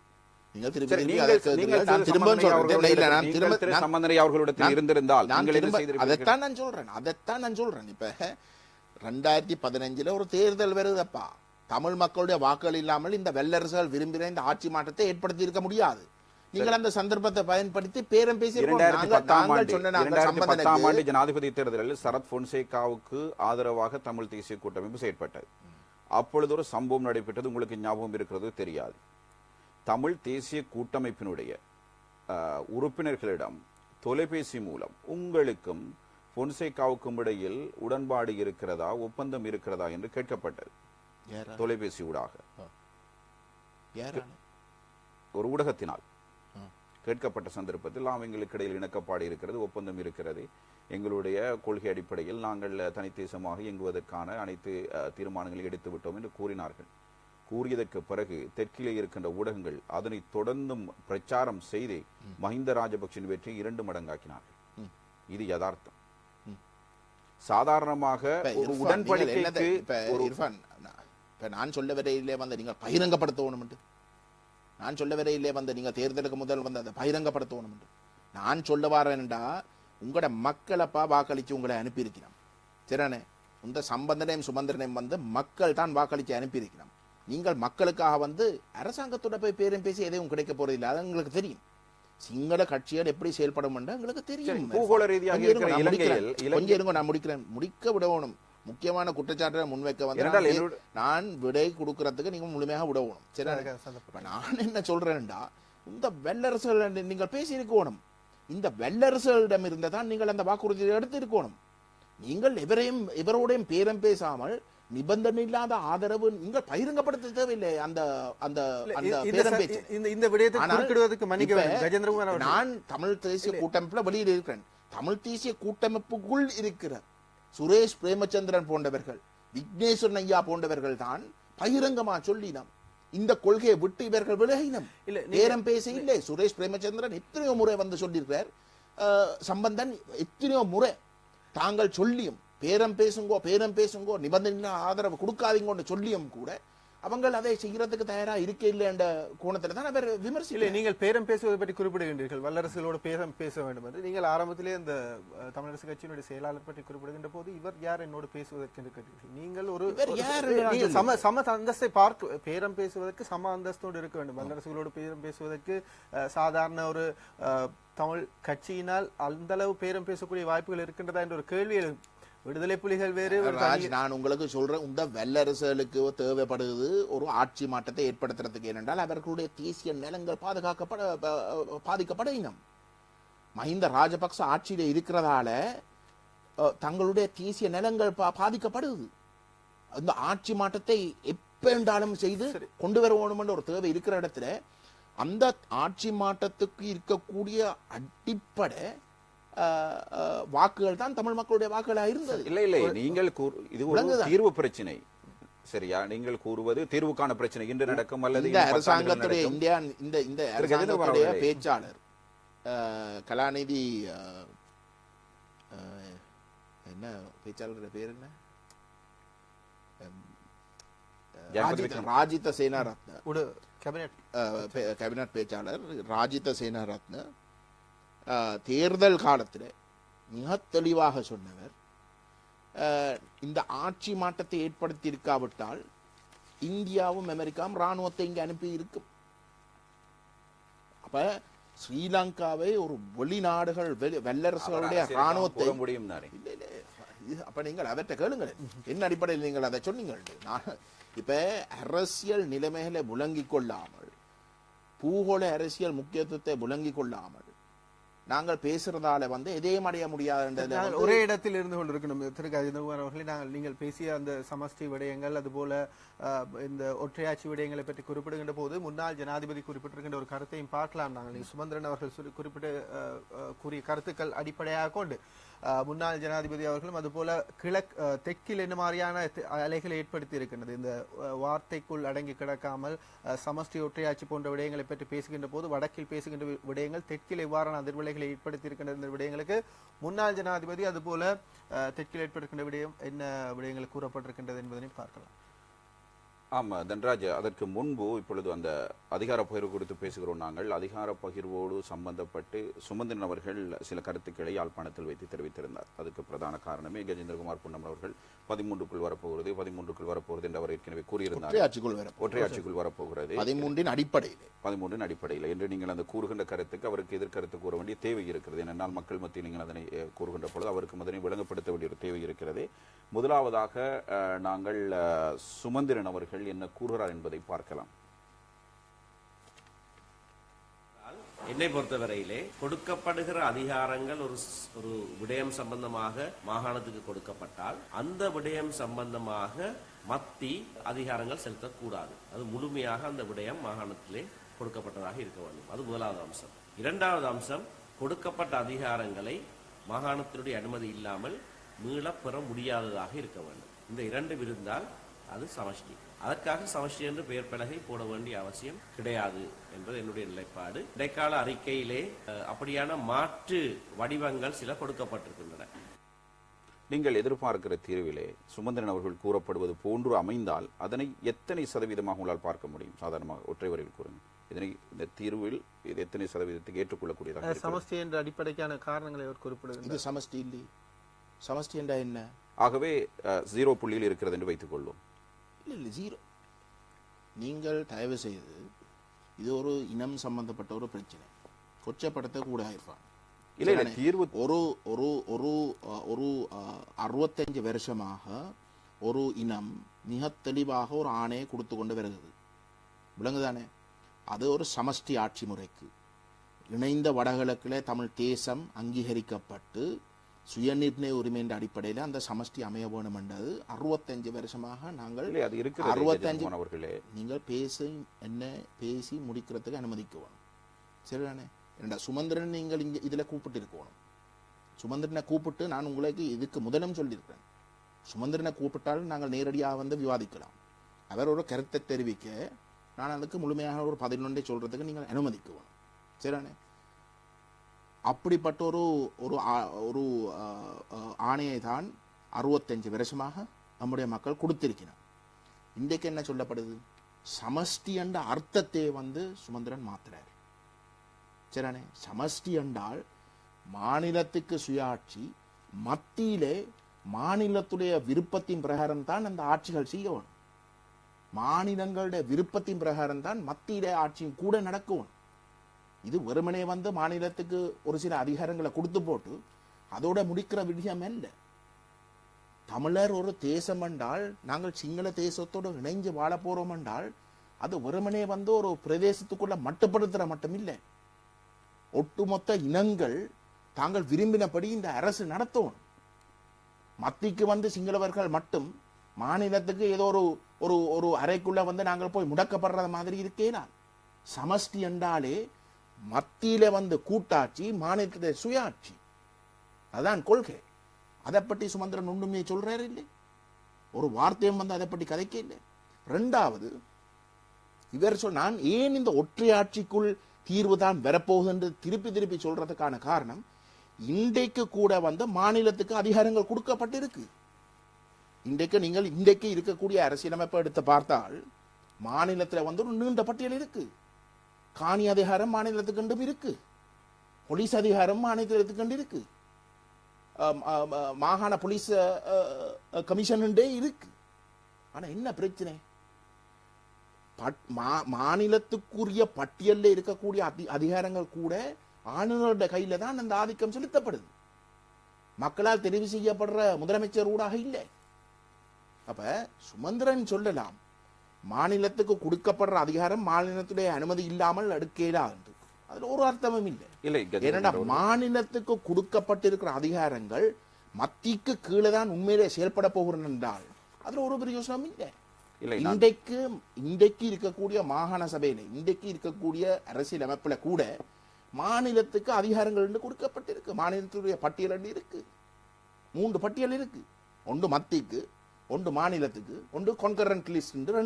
ரெண்டு மத்திக்கும் மாநிலமும் வந்து சேர்ந்து பாவிக்கக்கூடிய இடத்துல ஒரு பட்டியல் இருக்கு. அப்ப பட்டியல்ல ஒன்று காட்டுறதால நாங்களும் அந்த படம் முடியாது. அதுக்காக தான் நான் திருப்பி சொல்றேன், வரப்போற அரசியலமைப்பு மிக தெளிவாக ஒரு ஒற்றையாட்சிக்குள் தான் இருக்க போகின்றது.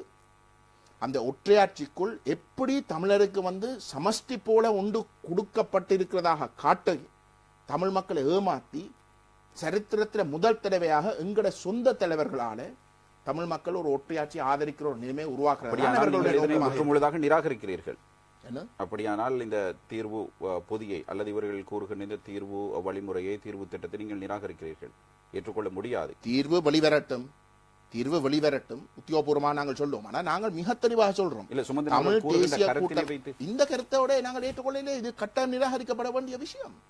அதைத்தான் நான் 0.1 கேட்டேன். அதாவது உங்களால் நிராகரிக்கப்படக்கூடிய ஒரு நிலையில் இருப்பதாகத்தான் சுமந்திரன் இதுவரைக்கும் சொன்ன கருத்தின் பிரகாரம், சரிதானே? சுமந்திரன் இதுவரைக்கும் சொல்லியிருக்கிற கருத்தின் பிரகாரம், சம்பந்தன் இதுவரைக்கும் சொல்லியிருக்கிற கருத்தின் பிரகாரம், ரணில் விக்ரமசிங்க சொல்லியிருக்கிற கருத்தின் பிரகாரம், மைத்ரிபால சிறிசேன சொல்லியிருக்கிற கருத்தின் பிரகாரம், சந்திரிகா குமாரதுங்க சொல்லியிருக்கிற கருத்தின் பிரகாரம், பரவலாக வந்து சிங்கள தலைவர்கள் சொல்லியிருக்க கருத்தின் பிரகாரம் வந்து வரப்போற அரசியலமைப்பை நாங்கள் எதிர்க்கணும். அதில் மிக தெளிவு. ஆக மிக குறைந்த அளவான அந்த அதிகாரத்தை அல்லது அவர்கள் தெரிவித்ததை நீங்கள் எதிர்க்கின்ற அந்த சந்தர்ப்பத்தில் அவர்கள் தெரிவித்த விடயங்களுக்கு இப்பொழுது தென்னிலங்கை அரசியல்வாதி அழைப்பில் ஒருவர் அவரை இணைத்துக் கொண்டு நாங்கள் இதனை நிறைவு செய்துவிட்டு அந்த அழைப்புக்கு செல்லலாம் நினைக்கிறேன். இப்பொழுது இதற்கு தென்னிலங்கை அரசியல்வாதிகள் எவ்வாறான ஒரு விளக்கத்தினை கொண்டிருக்கிறார்கள், இதனை எவ்வாறு அதனை பார்க்கிறார்கள் என்பதை இப்பொழுது நாங்கள் பார்க்கக்கூடியதாக இருக்கும். இதில் முன்னாள் ஜனாதிபதியும் உள்ளடங்குகிறார் என்பதுதான் முக்கியமான விடயம். ස්වන්දිනම් කියනවා මේකට ව්‍යවස්ථාවට ෆෙඩරල් කිව්වත් ෆෙඩරල් නොකිව්වත් අපි ඉල්ලලා තියෙන දේවල් අපිට ලැබුණම මේක අනිවාර්යයෙන්ම ෆෙඩරල් වෙනවා. අපිට කමන්නේ ෆෙඩරල් කියන්න ඕන නැහැ. අපිට ඒ අවශ්‍ය දේ ලබා දෙන්න. සුමන්තිරන් කියලා තියෙනවනේ මේ ෆෙඩරල් වචනේ තිබුණත් එකයි නැතත් එකයි. ඒකීයේ වචනේ තිබුණත් එකයි නැතත් එකයි. අපිට ඕන පොලිස් බලතල ඊඩම් බලතල. අපි කියන දේ කරලා දෙනවා නම් ඔය වචන වල ප්‍රශ්නයක් නැහැ. මේ ආණ්ඩුව පත් කර ගත්තෙම දෙමළ බෙදුම්වාදීන්ට අවශ්‍ය දේ ඉටු කරගන්නමයි. ඒක තමයි මේ කරන්න යන්නේ. அதாவது திரு கஜேந்திரகுமார் அவர்களால் முற்றுமுழுதாக நிராகரிக்கப்படுகின்ற ஒரு விடயத்துக்கு முன்னாள் ஜனாதிபதி கொடுத்திருக்கின்ற பதிலையும் ஒரு பௌத்த பிக்கு ஒருவர் கொடுத்திருக்கின்ற பதிலை நீங்கள் பார்த்தீர்கள். இதனையே பிரிவினைவாதமாக பார்க்கிறார்கள். சமஷ்டி என்ற வார்த்தை என்று மெழுகு போட்டு ஏதோ பேசினார் என்று வைத்துக் கொள்வோமே, இதற்கே இவ்வளவு மருந்து கட்டுகிறார்கள் என்றால் நீங்கள் கூறுகின்ற விடயத்துக்கு எத்தனை ஆண்டுகளில் எப்போது எப்படி என்கிற பல கேள்விகள் எழுகின்றன. ஏனென்றால் நாங்கள் யதார்த்தத்தோடு இருக்கிறோம். அப்படி என்றால் இர்ஃபான், நீங்கள் சொல்ல வாரீர்கள் இது ஒற்றையாட்சிக்குள் இருக்க போற ஒரு விஷயம். ஏனென்றால் இப்படிப்பட்ட ஆக்கள் விமர்சிக்கிறதால இதை தாண்டியம் போக இயலாது. ஆகவே படிப்படியாக தான் போகணும். இந்த முதல் படி வந்து இந்த ஒற்றையாட்சிக்குள்ளே தான் இருக்கும். ஆகவே நீங்கள் தயவு செய்து வந்து இப்படி நீங்கள் உச்ச ஒரு தீர்வை வந்து எதிர்பார்க்கிறீர்கள், அதை நடைமுறை சாத்தியம் அது இலக்காக வைத்துக் கொள்ளலாம். சம்பந்தன் மக்கள்கிட்ட போய் சொல்லட்டும். இதே தமிழ் தேசிய கூட்டமைப்பு உண்மையை வந்து இது இந்த அடிப்படையில் தான் கூட்டமைப்பு செயல்படுது. அவர்கள் ஒற்றையாட்சிக்குள்ளே தான் தீர்வை ஏற்றுக்கொண்டிருக்கிறோம்ன்றதுதான் எங்களுக்கு பகிரங்க குற்றச்சாட்டு. இதை போய் மக்கள்கிட்ட சொல்லட்டும். அவர்கள் தங்களாலே இதை செய்ய இயலாது, தங்களாலே சமஷ்டியை அடைய இயலாது, தங்களாலே ஒற்றையாட்சியை தாண்டி போக இயலாது, இப்படி அடிபடிஞ்சு தான் போகணும் என்று போய் மக்கள்கிட்ட சொல்லட்டும். நாங்கள் சொல்றோம் எங்கட நிலப்பாடு. அப்ப மக்கள் முடிவெடுக்கலாமே. உங்களுக்கு செய்ய இயலாட்டி வந்தா அப்ப இவங்கள்ட்ட போவோம், இவங்களுக்கு அந்த சந்தர்ப்பத்தை கொடுப்போம். ஆனால் கூட்டமைப்பு அதை செய்ய இல்லையே. கூட்டமைப்பு என்ன செய்யுது? மக்கள்கிட்ட சொல்லினோம் நாங்கள் இதை அடுப்போம், இதுக்காகத்தான் நாங்கள் போறோம் என்று சொல்லிக்கொண்டு மெட்ட மாதிரி தான் உண்மையிலே செயல்படினோம். ரெண்டாவது, ராஜபக்ச இல்லாட்டி வேற யாரும் வந்து ஒரு விஷயத்தை எதிர்க்கிறதால நாங்கள் தமிழ் மக்கள் அதை ஆதரிக்கணும் என்று சொல்றாரு. அதை ஏற்றுக்கொள்ளக்கூடிய கருத்து இல்லை.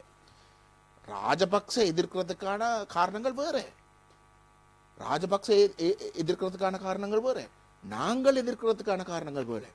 நாங்கள் மக்கள்கிட்ட மிக தெளிவாக சொல்றோம். இன்றைக்கு அஸ்கிரிய மகாநாயக்க மேர் சொல்லியிருக்கிறோம் வந்து இந்த அரசியலமைப்பை எதிர்க்கணும். ஏன் இன்றைக்கு சொல்லினோம்? ஏன் திடீர்னு இதை அப்படி கதைக்கிறோம்? நேத்து முந்த நாள் எதிர்க்க இல்லை, இன்றைக்கு எதிர்க்கணும்டா இந்த ஒரு வருஷம் 1.5 வருஷமாக திடீரென்று அந்த எதிர்ப்பு தெரிவிக்கிறதுக்கு என்ன நடந்திருக்கு? பேசப்பட்ட விடயங்கள் இப்போதுதான் ஓரளவு வெளியிலே பேசப்படுகிறது. அரசியலமைப்பு வழிநடத்தல் குழுவில் பேசப்பட்ட விடயங்கள் வந்து எத்தனையோ தினங்களுக்கு, எத்தனையோ மாதங்களுக்கு, எத்தனையோ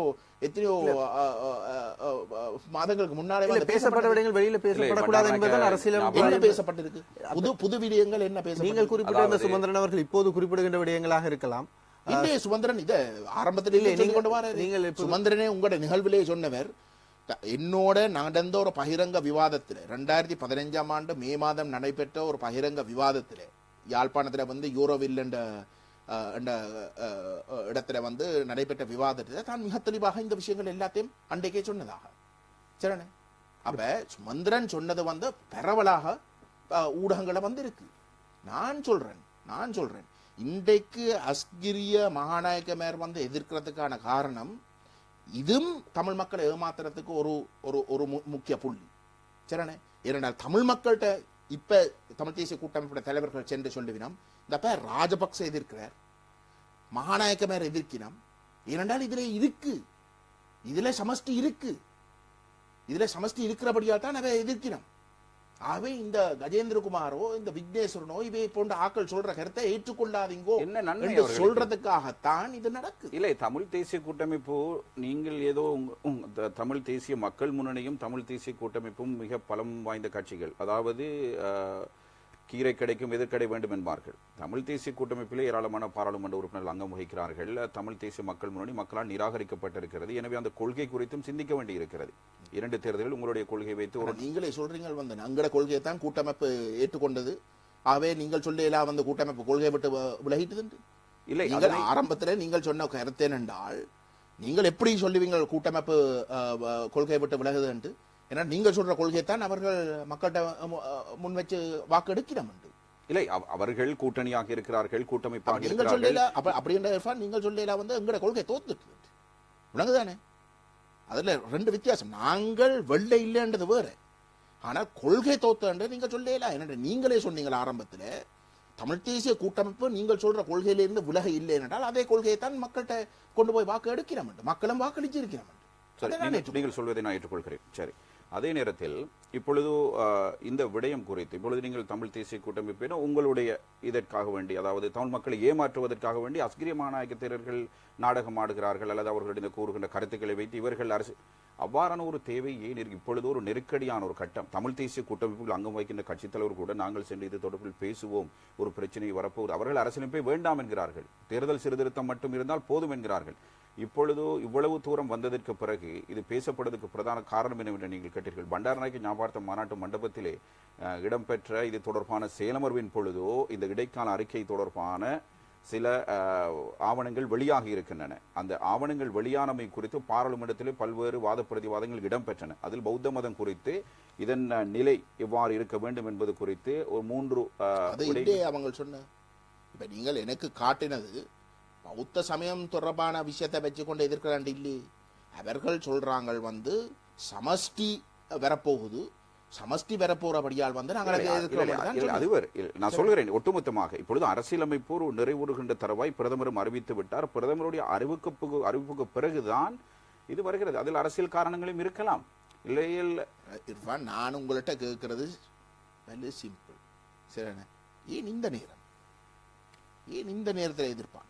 அப்படி என்றால் இது நீங்கள் என்ன கூற வருகிறீர்கள்? நான் கூற வருகிறேன், இன்றைக்கு இந்த ஒற்றையாட்சி அரசியலமைப்பை கொண்டு தமிழ் மக்களுடைய விருப்பத்தை வச்சு இந்த ஒற்றையாட்சி அரசியலமைப்பை நிறைவேற்ற ஊனம் என்றதுதான் அடிப்படை தேவை இந்த அரசாங்கத்துக்கு. விளங்குதானே? கடந்த 3 அரசியலமைப்பும், இலங்கைக்கு வந்த 3 அரசியலமைப்பும் தமிழ் மக்கள் நிராகரித்தபடியால் தான் இன்றைக்கு ஒரு இனப்பிரச்சனை என்று பேசுறதுக்கான ஒரு தேவை இருக்கு. இனப்பிரச்சனை என்று ஒரு விடயம் இருக்கிறதுக்கு காரணமே தமிழ் மக்கள் அந்த அரசியலமைப்புகளை வந்து நிராகரித்தபடியால், தமிழ் மக்கள் ஏற்றுக்கொள்ளாத, ஆனால் தமிழ் மக்கள் பூர்வீகமாக வடகிழக்கில் வாழ்ந்து கொண்டு வந்த மக்கள் என்ற வகையிலே அவர்கள் ஏற்றுக்கொள்ளாத ஒரு விடயம் திணிக்கப்பட்டு தமிழ் மக்கள் அந்த வடகிழக்கில் இருக்கக்கூடிய அந்த பிரதேசத்தில் பாதிக்கப்படுற ஒரு இடத்துல தான் இந்த இனப்பிரச்சனையோட நிலைமை இருக்கு. இன்றைக்கு எப்படி நடக்குது என்றால் இந்த மக்களையே கொண்டு இந்த ஒற்றையாட்சியை ஆதரிக்க பண்றதுதான் அவர்களுடைய நோக்கம். ஏனென்றால் இலங்கையில வந்து ஒரு அமைதி நிலைமை இருக்கணும் வந்து விசேஷமாக இந்தியாவுக்கும் மேற்கு நாடுகளுக்கும் ஒரு தேவை இருக்கு. இலங்கையில ஒரு கொந்தளிப்பு நடக்கிற வரைக்கும் வேட தரப்புகள் தலையிடலாம் என்ற ஒரு பிரச்சனை ஒன்று இருக்கு. ஏதோ ஒரு வகையில இலங்கையை அமைதிப்படுத்தி ஒரு ஸ்திரத்தன்மையை உருவாக்குவதன் ஊடாக இந்த வெளிநாட்டு ஏனைய நாடுகள், தங்களுக்கு போட்டியா இருக்கக்கூடிய ஏனைய நாடுகள் தலையிடுறதை தவிர்த்து கொள்ளலாம் என்று அவர்கள் சிந்திக்கணும். ஸ்டெபிலிட்டி மிக முக்கியமாக பார்க்கணும். சரிதானே? அப்படிப்பட்ட ஒரு இடத்துல எப்படி ஸ்டெபிலிட்டி உருவாக்கலாம்? தமிழ் மக்களையும் சிங்கள மக்களையும் ஏற்றுக்கொள்ள வைக்கிறதுக்கு, ஒரு புள்ளியில சந்திக்க வைக்கிறதுக்கு எப்படி? சிங்கள மக்கள் சமஷ்டியை ஏற்றுக்கொள்ள தயாரில்லை, தமிழ் மக்கள் சமஷ்டியை கேட்கணும் என்றால் ஏதோ ஒரு வகையில இதை அமைதிப்படுத்துறதுக்கு தமிழ் மக்களை ஏமாத்தி அந்த இடத்துக்கு கொண்டு வருவோம். நீங்கள் எனக்கு கொண்டு சொல்லுங்க. இன்றைக்கு சுமந்திரன் சொல்றார் உள்ளடக்கங்களே சமஷ்டி. உள்ளடக்கங்களே சமஷ்டி என்றால் உண்மையிலே அதுக்குள்ளே இருக்கிற எல்லாம் சமஷ்டி என்றால் நீங்கள் நிற்கிறீங்களோ இந்த சிங்கள மக்கள் அடி முட்டாள்கள். சமஷ்டியே பேர்ல சொல்லாமல் அந்த சமஷ்டியை ஏற்றுக்கொள்றதுக்கு நீங்கள் நிற்கிறீங்களோ இந்த சிங்கள மக்கள் வந்து அடி முட்டாள்கள். நீங்கள் நிற்கிறீங்களோ ரணில் விக்ரமசிங்க, மைத்ரிபால சிறிசேனம், மஹிந்த ராஜபக்ச போன்ற ஒருவர் இருக்க மேதினத்தை பார்த்து நாங்கள் தானே எந்த தூரத்துக்கு அவர் படமாக வந்து கொண்டு இருக்கிறார். நீங்கள் நிற்கிறீங்களோ இந்த ரணில் விக்ரமசிங்க, மைத்ரிபால சிறிசேனம் தங்களோட சொந்த மக்களை ஏமாத்தி தமிழருக்கு எதையும் கொடுக்க போயினோம். நீங்கள் உண்மையிலே உங்களோட மனசாட்சியை தொட்டு சொல்லுங்க. நீங்கள் உண்மையிலே நீங்கள் அதை நம்புறீங்களோ? இல்ல தங்கட ஒருபோதும் சொந்த மக்களை ஏமாத்தி இதுவரை தமிழருக்கு வந்து சமஷ்டிய பேர்ல இல்லாமல் சமஷ்டியை கொடுக்க போயிடும் நீங்க நம்புறீங்களோ? இல்ல இதுவரை நான் மிக தெளிவாக எந்த குற்றச்சாட்டு இது இந்த அரசியலமைப்பு கொண்டு வரதுக்கு ஒரே ஒரு நோக்கம் தான் இருக்கு. இந்த ஜனாதிபதி முறைமையோ இல்லாட்டி தேர்தல் முறைமையோ மாத்திரன்றது அது சில்லறை விஷயம். இந்த புதிய அரசியலமைப்பு இன்றைக்கு போர் முடிஞ்சதுக்கு பிறகு கொண்டு வரதுக்கு பிரதான நோக்கம் தமிழ் மக்களை கொண்டு இந்த ஒற்றையாட்சியை ஆதரிக்கப்படுறது, அதோட இனப்பிரச்சனை என்ற கதைக்கு இடமில்லாமல் செய்வது. ரணில் விக்ரமசிங்க போன மாதம் ஒரு இந்திய ஒரு ஊடகத்துக்கு பேட்டி தெரிவிக்க சொல்லியிருக்கிறார், இன்றைக்கு இனப்பிரச்சனை எதுவுமே இல்லை, வடக்கும் தெற்குக்கும் இடையில பிரச்சனை எதுவும் இல்லை, மாகாண சபையில் இருக்கு, மத்திக்கும் மாநிலத்துக்கும் இடையிலே போட்டிகள் கொஞ்சம் இருக்கு, அதிகார போட்டி. அது வடக்குக்கு மட்டும் இல்லை, அது தெற்கிலே இருக்கக்கூடிய ஏனைய மாகாண சபைகளுக்கும் இருக்கு. ஆகவே இனப்பிரச்சனை என்ற ஒரு கதைக்கு இன்றைக்கு இல்லை என்றால் போரோட அது முடிஞ்சு. இதுதான் அவர்களுடைய நோக்கம். அடிப்படையிலே இங்க இருக்கக்கூடிய இனப்பிரச்சனைக்குரிய அந்த தளத்தை இல்லாமல் செய்து தமிழ் மக்களாலேயே அந்த இனப்பிரச்சனையை முடிவுக்கு கொண்டு வந்ததாக உலகத்துக்கும் சட்ட ரீதியாகவும் நிரூபிப்பதற்கு நடக்கிற ஒரு விடயம்தான் இன்றைக்கு இந்த நாடகம். அழைப்பில் ஒருவர் இருக்கின்றார். வணக்கம். நீண்ட வணக்கம். நான் சீரன் யாழ்ப்பாணத்திலிருந்து கலைக்கிறேன். ஒரு கேள்வி சுருக்கமாக கேளுங்க. கஜேந்திரன் அவர்கள் தெரிவித்தார்கள், அமெரிக்கா இந்தியாவுடன் உடன்படிக்கை செய்து தமிழ் தேசிய கூட்டமைப்பு 2015ஆம் ஆண்டு ஜனாதிபதி தேர்தலில் தமிழ் மக்களின் வாக்குகளை மைத்ரிபால சிறிசேனாவுக்கு எதிராக பெற்றுக் கொடுத்திருக்க முடியும் என்று. ஆனால் ஒன்று தெரிய வேண்டும், தமிழ் மக்கள் அதுக்கு முதலே தீர்மானித்து விட்டார்கள் மஹிந்தாவுக்கு எதிராக மைத்ரிபால சிறிசேனாவுக்கு வாக்களிப்பதற்கு. 2005ஆம் ஆண்டு ஜனாதிபதி தேர்தலில் எல்டிடிஇ மஹிந்தாவுடன் ஒரு உடன்படிக்கை செய்து தமிழ் மக்களை ஆயுத ரீதியில் பலவந்தப்படுத்தி வாக்களிக்காமல் தடுத்தார்கள். அப்படி ஆயுத ரீதியில் மக்களை பலவந்தப்படுத்தி வாக்களிக்காமல் தடுக்கும் பலன் தமிழ் தேசிய கூட்டமைப்பிடம் இருக்கவில்லை. அப்படி இருக்கும் பட்சத்தில் யதார்த்த ரீதியாக கஜேந்திரமர் எப்படி நிர்ணயிக்கலாம்? தமிழ் தேசிய கூட்டமைப்பு மக்களை ஒரு மந்தை கூட்டங்களாக கருதி, மக்கள் சுதந்திரமானவர்கள் இல்லாமல் மந்தை கூட்டங்களாக கருதி தாங்கள் விரும்பியபடி ஒரு தாங்கள் நினைத்த ஒன்றுக்கு வாக்களிக்கக்கூடிய பலம் இருந்தது என்று நினைக்கலாம் என்று ஒரு கேள்வி. இரண்டாவது கேள்வி, இவர் 2010ஆம் ஆண்டுல தமிழ் தேசிய மக்கள் முன்னணி தமிழ் தேசிய கூட்டமைப்பு இருந்திருக்கும் போது யாழ்ப்பாண மாநகர சபை தேர்தலில் தமிழ் தேசிய கூட்டமைப்பு தோற்றிருந்தது. இந்த கஜேந்திரமேருடைய குழு தமிழ் தேசிய கூட்டமைப்பு பிரிந்த பின்னரே தமிழ் தேசிய கூட்டமைப்பு 2009ஆம் ஆண்டுக்கு பின்னர் அந்த தேர்தல்களில் வெல்ல ஆரம்பித்தது. இது குறித்து கஜேந்திரமேருடைய கருத்து என்ன? நன்றி. நன்றி. முதலாவது கேள்வி திரு சேரன் என்ன தீரன் திரு தீரன் அவர்களுடைய முதலாவது கேள்வி 2005 தமிழீழ விடுதலை புலிகள் பலாத்காரமாக ஆயுத ரீதியாக அந்த மக்களை தடுத்தபடியால் தான் அந்த பகிஷ்கரிப்பு நடைபெற்றது. அது பொய், அது ஒரு அப்பட்டமான பொய். அவர் அப்படி சொல்றதும் பிழை. கொழும்புல கூட வந்து தமிழ் மக்கள் வாக்களிக்க இல்லை. கொழும்புல கூட நீங்கள் தமிழ் பிரதேசத்தில் போய் பார்த்தீங்கன்னா வாக்களிப்பு வீதாசாரம் மிகவும் குறைவாக இருந்தது. இயக்கத்துடைய ஆயுத பலம் இங்கே இருக்க இல்லை. ரெண்டாவது யாழ்ப்பாணத்தில் கூட இராணுவம் முட்டுமுடுதாக இருக்கு. இயக்கம் அந்த அளவு தூரத்துக்கு வந்து செயல்படுத்தி இருக்க மாட்டது வந்து என்று சொல்றதை வந்து ஏற்றுக்கொள்ளக்கூடிய கருத்து இல்லை. புலிகளை கருத்தின் அடிப்படையில் தமிழ் மக்கள் வாக்களிக்காமல் விட்டுவிட்டார்கள் அந்த சந்தர்ப்பத்தில். நான் சொல்றது வந்து அவர் சொன்ன கருத்துக்கு நேர் எதிர். நான் சொல்றேன் 2005 தமிழ் மக்கள் ரணில் விக்ரமசிங்கக்கு ஆதரவு தர விரும்பினதுன்றதுல மாட்டு கருத்து இல்லை. தமிழ் மக்களை எதுவும் சொல்லாமல் விட்டிருந்தால் ரணில் விக்ரமசிங்கவுக்கு ஆதரவு தந்திருப்பினோம், அதில் மாட்டு கருத்து இல்லை. ஆனால் தமிழீழ விடுதலை புலிகள் அமைப்பு அண்டையான் தலைமத்துவம் என்ற வகையிலே பகிஷ்கரிக்க சொன்ன ஒரு நிலையிலே தமிழ் மக்கள் பகிஷ்கரித்தார்கள். அதுதான் நான் சொல்ல வரேன். தமிழ் மக்கள் விரும்பினது ராஜபக்ச பழி வாங்குறது. அது ஏற்றுக்கொள்ளப்பட வேண்டிய ஒரு விடயம். அது சாதாரணமான ஒரு விடயம். ஏனென்றால் அவர் செய்த அந்தளவு கொடூரங்களுக்கு அவரை பழி வாங்க வேணும் என்று விரும்பினது இல்லை, ஒரு பிள்ளையும் இல்லை. ஆனால் தலைமத்துவம் என்றது வேறு. தலைமத்துவம் தன்னுடைய பொறுப்பை விளங்கி கொண்டு இன்றைக்கு இருக்கக்கூடிய இந்த பூகோள அரசியல் நிலைமைகளை விளங்கிக் கொண்டு அந்த மக்களை வழிநடத்தி இருக்கணும். வழிநடத்தியிருந்தால் அந்த மக்கள் அந்த தலைமைத்துவத்தை ஏற்றுக்கொண்டிருப்பார்கள். எப்படி தமிழீழ விடுதலை புலிகள் அமைப்பை ஏற்றுக்கொண்டார்களோ தமிழ் தேசிய கூட்டமைப்போட தலைமைத்துவத்தை அன்றைக்கு ஏற்றுக்கொண்டிருப்பார்கள். யதார்த்தபூர்வமான பதிலாக இல்லை. சாதாரணமாக தமிழ் தேசிய கூட்டு மக்கள் எந்த பக்கம் இருக்கின்றார்களோ அந்த பக்கம் இலகுவாக செல்லக்கூடிய ஒரு வழிமுறை இருந்த காலகட்டம் அது. குறிப்பிட்டது போல 2015ஆம் ஆண்டு ஜனாதிபதி தேர்தலின் போது மக்கள் ஏற்கனவே தீர்மானித்து விட்டார்கள். தமிழ் தேசிய மக்கள் அனைவரும், முஸ்லிம் மக்கள் உட்பட முஸ்லிம் மக்களும் தீர்மானித்திருந்தார்கள்.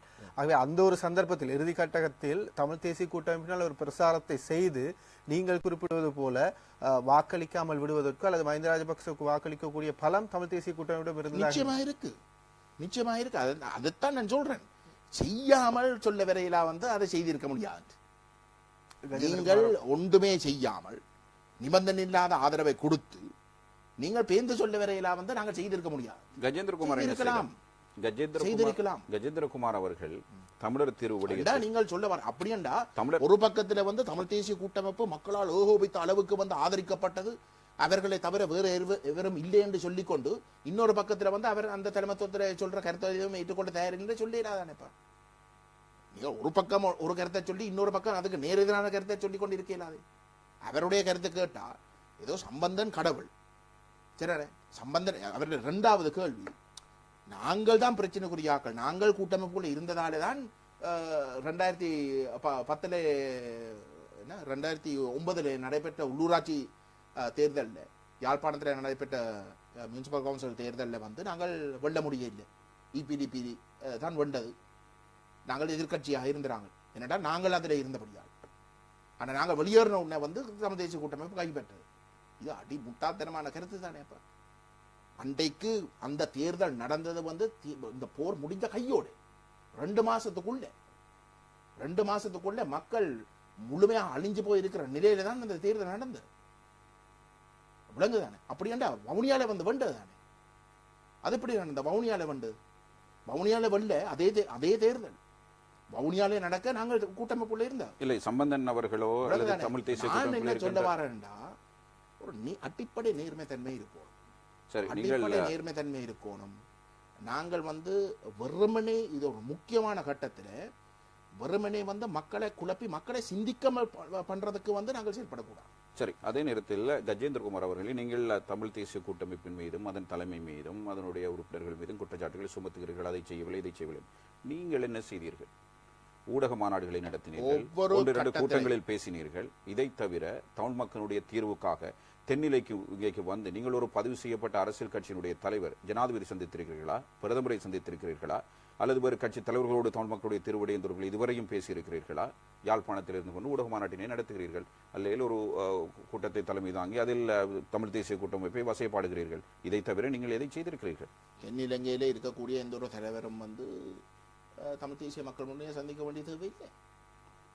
அவர்களுக்கு தேவையில்லை, உங்களுக்கு தேவை இருக்கிறதா? உங்களுடைய மக்களுடைய பிரச்சனையை தீர்த்து நிலைப்பாடு வச்சிருக்கிற ஒரு நிலையில தமிழ் தேசிய கூட்டமைப்பை எல்லாத்தையும் கைவிட்டு தாங்கள் விரும்பின உண்டை தமிழ் மக்களை ஏமாத்தி கொண்டு வரதுக்கு தயாராக இருக்கிற ஒரு நிலையிலே எங்களை போய் சந்திப்பான். நாங்கள் தேர்தலில் வெல்ல இல்லை, அப்ப ஏன் எங்களை சந்திப்பான்? ஆனால் எங்களை பொறுத்தவரையில தமிழ் மக்கள் தேர்தலில் நாங்கள் வெல்லாவிட்டாலும் தமிழ் மக்களுடைய நிலப்பாடு எது என்ற விடயத்தை கொண்டு வரதுக்கு நாங்கள் தமிழ் மக்கள் பேரவையில சேர்ந்து நாங்கள் ஒரு தீர்வு திட்டத்தை தயாரிச்சிருக்கோம். வெறும் கோஷங்கள் இல்லை. தீர்வு திட்டம் எப்படி அமையலாம், அந்த கொள்கைகள் எப்படி இருக்கும், நடைமுறையில அதன் உள்ளடக்கங்கள் அந்த கொள்கைக்கு நேர்மையாக செயல்படுகின்ற பொழுது எப்படி இருக்கும் என்ற விடயங்களை வெளிப்படுத்தி நாங்கள் ஒரு தீர்வு திட்டத்தை தயாரிச்சிருக்கோம். நாங்கள் பிஆர்சிக்கு கொடுத்த நாங்கள் விளங்குதானே. அதுக்கு பிறகு நாங்கள் மக்கள் மட்டத்தில் கொண்டு போய் நாங்கள் இந்த விடயங்களை மக்கள்கிட்ட கூறுகின்றோம், ஒரு விழிப்புணர்வை ஏற்படுத்துகின்றோம். பேரம் பேச தமிழ் மக்கள் சம்பந்தன் பாராளுமன்றத்தில் உட்கார்ந்து சிங்கள தலைவர்களுக்கு திரும்பி எனக்கு நீங்கள் செய்யாட்டி அவங்க ஆட்சி பிடிக்க போறாங்க, தமிழ் மக்களுடைய வாக்களை பற்றி அவர்கள் தான் நாளைக்கு உங்களோட கதைக்க போயிடும், நீங்கள் முடிவு அவங்களோட பேசுறதா என்ன போல ஒரு நல்லவர் உங்களுக்கு எல்லாத்தையும் கொடுத்து கொண்டு இருக்கிற ஒருவரோட நீங்க பேச விரும்புறீங்களா? என்ன தமிழ் மக்களுடைய தலைவராக வச்சிருக்க போறீங்களா, இல்லாட்டி அவர்களே கொண்டு நிறுத்த போறீங்களா நீங்கள் முடிவு கொண்டு சொல்ற அளவுக்கு நாங்கள் வேலை செய்திருக்கோம் தானே. அதுதான் நான் ஆரம்பத்தில் சொன்னேன். அதையாவது சம்பந்தம் நேர்மையான ஒரு தீர்வை பெற்றுக் கொடுத்தால் அதுல நாங்க சந்தோஷப்படுவோம், அதுல மாட்டு கருத்து இல்லை. ஆனா அதை செய்யாமல் முழுக்க எங்கட மக்களை மட்டும் ஏமாத்தி கொண்டு போறதை வந்து நாங்கள் இடமளிக்க முடியும். யதார்த்தபூர்வமான ஒரு விடயத்தை பார்ப்போம். பூகோள அரசியல், சர்வதேச விடயங்கள், இந்த விடயங்களோடு மாத்திரம் நின்று விடாமல் இலங்கையிலேயே ஒரு அரசியல் தீர்வு வர வேண்டுமாக இருந்தால், அது சாத்தியமான முறையில் நடைமுறைக்கு வர வேண்டுமாக இருந்தால், தென்னிலங்கை அரசியல்வாதிகள் அதுபோல தென்னிலங்கையில் இருக்கின்ற சிங்கள மக்களை அவர்களுக்கு தெளிவுபடுத்த வேண்டிய ஒரு தேவை தமிழ் தரப்புக்கு இருக்கின்றதா இல்லையா? அவர்களுக்கு மாத்திரமல்ல, உங்களுக்கும் மிகப்பெரிய கடமைப்பாடு இருக்கிறது. தீர்வு பொறியாக இருக்கலாம். அங்கதான் நான் முரண்படுறேன். என்ன பொறுத்தவரையிலே தமிழ் தலைவர்கள் சிங்கள மக்களுக்கு போய் விஷயத்தை விளங்கப்படுத்தி கடைசி வரைக்கும் அந்த மக்களை ஏற்றுக்கொள்ள போவதில்லை. ஏனென்றால் 65 வருஷத்துக்கு மேலான பகமையை வளர்த்து சிங்கள மக்கள் தமிழர்கள் வந்து எதிரியா பார்க்க முடிக்கிறதுக்கு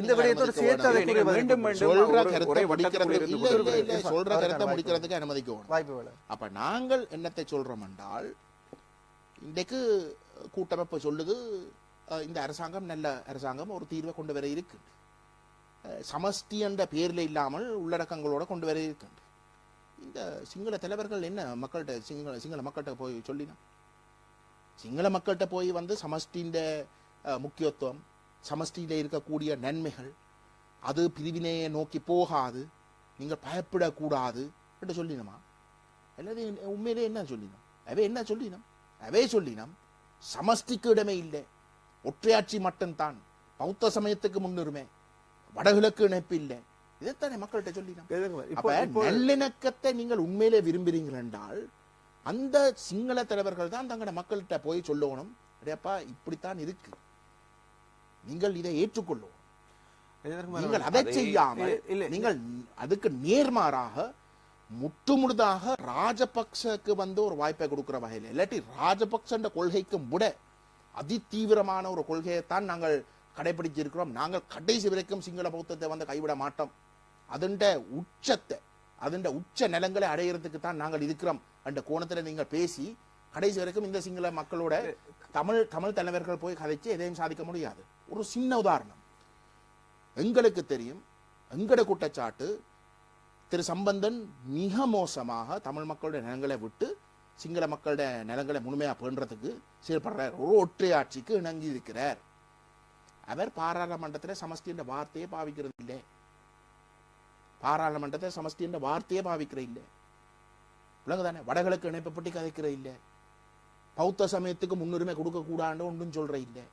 அப்படி செயல்பட்டு இந்த அளவு தூரத்துக்கு தமிழ் அரசியல்ல சிங்கக்கொடியை எதிர்த்து சுதந்திர தினத்தை வந்து பகிஷ்கரித்து அப்படியெல்லாம் செய்து அதுக்கு நேர்மாறாக இப்ப சிங்கக்கொடியை பிடிச்சு போய் சுதந்திர தினத்தில் வந்து கலந்து கொண்டு யுஎன்பி ஒரு தேசிய கட்சியை யாழ்ப்பாணத்துக்கு கொண்டு வந்த மே தினத்தை சேர்ந்து செய்து அந்த அளவு தூரத்துக்கு அரவணைச்சு போற சம்பந்தம் சமஷ்டி என்ற வார்த்தை ஒருக்கா சொன்னாலே வந்து இங்கே இன்றைக்கு அதுக்கு அவரை ஒரு துரோகி, அவர் ஒரு பிரிவினைவாதி என்று சொல்லினோம். அதான் நான் சொல்ல வரேன், தமிழ் தலைவர்கள் போய் சிங்கள மக்களோட கதை கேளாது. சரிதானே? சிங்கள தலைவர்கள் தான் தங்களோட மக்கள்கிட்ட போகணும். அந்த இடத்தை வச்சுதான் நான் சொல்றேன், இங்க ஏமாத்தப்படுறது தமிழ் மக்களே தவிர சிங்கள மக்கள் இல்லை. தங்களோட மக்களை சிங்கள தலைவர்கள் ஏமாத்த தயாரில்லை, நம்பி ஏமாறுறது தமிழ் மக்கள் தான். இந்த முறை இதுவரைக்கும் சிங்கள தலைவர்கள் தான் ஏமாத்தின தமிழ் மக்களை, இந்த முறை முதல் தடவையாக எங்கட சொந்த தலைவர்கள் எங்கட மக்களை ஏமாத்த போய். நிகழ்ச்சி நிறுவனத்தில் அழைப்பில் ஒருவர் இருக்கிறார், பேசலாம். வணக்கம். வணக்கம். வணக்கம், யார் பேசுறீங்க? நான் முல்லைத்தீவுல இருந்து முல்லமாறன் கேட்கிறேன். உங்களோட கேள்வியை கேளுங்க. கயேந்திரகுமார் ஒரு கேள்வி ஒன்று கேட்கணும். விடுதலை புலிகளையும் தந்தை செல்வாலையும் பெற்றுத்தர முடியாத தீர்வை இவரால பெற்றுத்தர முடியுமான்னு.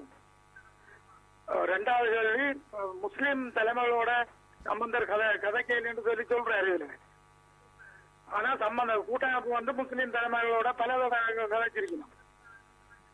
மற்றது நடந்த வடக்கு மாநில குழப்பத்துல கயேந்திரகுமார் வந்து நிறைய பேருக்கு மது வாங்கி கொடுத்து கூட்டத்தை கூட்டினான்னு சொல்லி இங்க உறுதிப்படுத்தப்பட்ட தகவல் இருக்குது.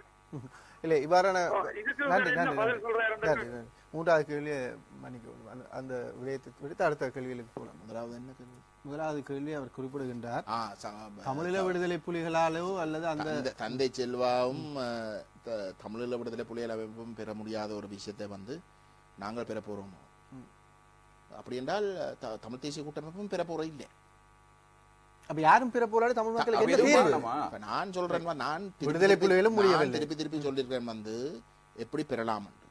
தமிழீழ விடுதலை புலிகள் தவிர எப்படி பெற்று கொடுக்க போகிறீர்கள் என்பதை கூறுகிறீர்கள் இல்லை. நான் சொன்னேன் தான் இர்ஃபான், நீங்கள் அதை ஏற்றுக்கொள்றீர்கள் இல்லை, இல்லாட்டி நீங்கள் அதை விளங்கிக் கொள்ள விரும்புறீங்க. நீங்கள் அண்மை காலத்தில் நான் திருப்பி சொல்லி இருக்கிறேன், நாங்கள் திருப்பி சொல்லியிருக்கோம். இலங்கை தீவில ஒரு பூகோள அரசியல் போட்டி நடைபெறுகிறது. தீர்வு பெற்றுக் கொடுத்திருந்தால் நீங்கள் கூறுங்கள். பூகோள ரீதியாக தமிழ் மக்களை விட இலங்கை சகல நாடுகளுக்கு முக்கியமான நாடு இலங்கை தான் தேவையை தவிர ஏனைய நாடுகளுக்கு இலங்கை தான் தேவையை தவிர அங்கிருக்கின்ற ஒரு இனம் தேவையில்லை. அவர்களுடைய பிரச்சனை குறித்து அமெரிக்காவோ இந்தியாவோ அதிக அக்கறை செலுத்த போவதில்லை. உயிர் போகின்ற பொழுது கண்டுகொள்ளாமல் இருந்தவர்கள் ஒரு தீர்வுக்காக, அரசியல் ரீதியிலான ஒரு தீர்வுக்காக எவ்வாறு முன்வந்து அவர்கள் ஆதரவு கொடுக்க எந்த ஒரு நாடும் பிரிய போறது இல்லையே. அதுதான் நான் சொல்ல வந்தேன். சேர்பியால வந்து கொசோவோ பிரியுது. எதை வச்சு இந்த பூகோள போட்டியை வச்சு தான் கொசோவோ பிரிக்கிறாங்க. ஜோர்ஜியால வந்து பிரிக்கிறாங்க. எப்படி பிரிச்சவே? பூகோள போட்டியால தான் பிரிக்கிறாங்க. விரிந்த நாடுகள் அனைத்து நீங்கள் கூறுவது தனி தேசமாக இயங்கிக் கொண்டிருக்கிறார். வர்த்தக ரீதியாக ஏதேனும் ஒரு கொக்கையை போட்டு வைத்துக் கொண்டிருக்கிறார்கள். ஒவ்வொரு நாடுகள் மீது தனி நாடாக நான் திருப்பி சொல்றேன் சரிண்ணே. பூகோள போட்டி நடைபெற்று கொண்டிருக்கிறது. அது எதிர்காலத்திலும் நடக்க போகுது. ராஜபக்ச விழுந்ததால சீனா போய் படுக்க போறது இல்லை. அந்த போட்டி தொடர்ந்தும் வந்து கொண்டே இருக்கு. தொடர்ந்தும் வாய்ப்புகளை கொடுத்து கொண்டே இருக்கு. எங்கட தலைமைத்துவம் எப்படி அந்த வாய்ப்புகளை பயன்படுத்தி முன்னுக்கு போறதுல தான் எங்கட முன்னேற்றமோ தோல்வியோ தங்கி இருக்கு. இதுவரைக்கும் எங்கட மக்களுக்கு பச்சை தோல்விதான் கடந்த 8 வருஷங்களா நடந்திருக்கு. அரசியல் தீர்வண்ட விஷயத்துல நான் எத்தனையோ முறை சொல்லியிருக்கேன். ஒற்றையாட்சிக்குள்ள தான் வரப்போகுது. சர்வதேச விசாரணை என்ற விடயம் இன்றைக்கு முடக்கப்பட்டு ஒரு உள்ளக விசாரணைக்குள்ள வந்திருக்கு. உலகதானே? அதையும் பிள்ளை என்று சொல்றீங்களோ, இல்லாட்டி அதுவும் வந்து நாங்கள் பொய்யா சொல்றோம் மட்டும் சொல்றீங்களோ? இன்றைக்கு ஒரு உள்ளக விசாரணைக்குள்ள முடக்கப்பட்டிருக்கு.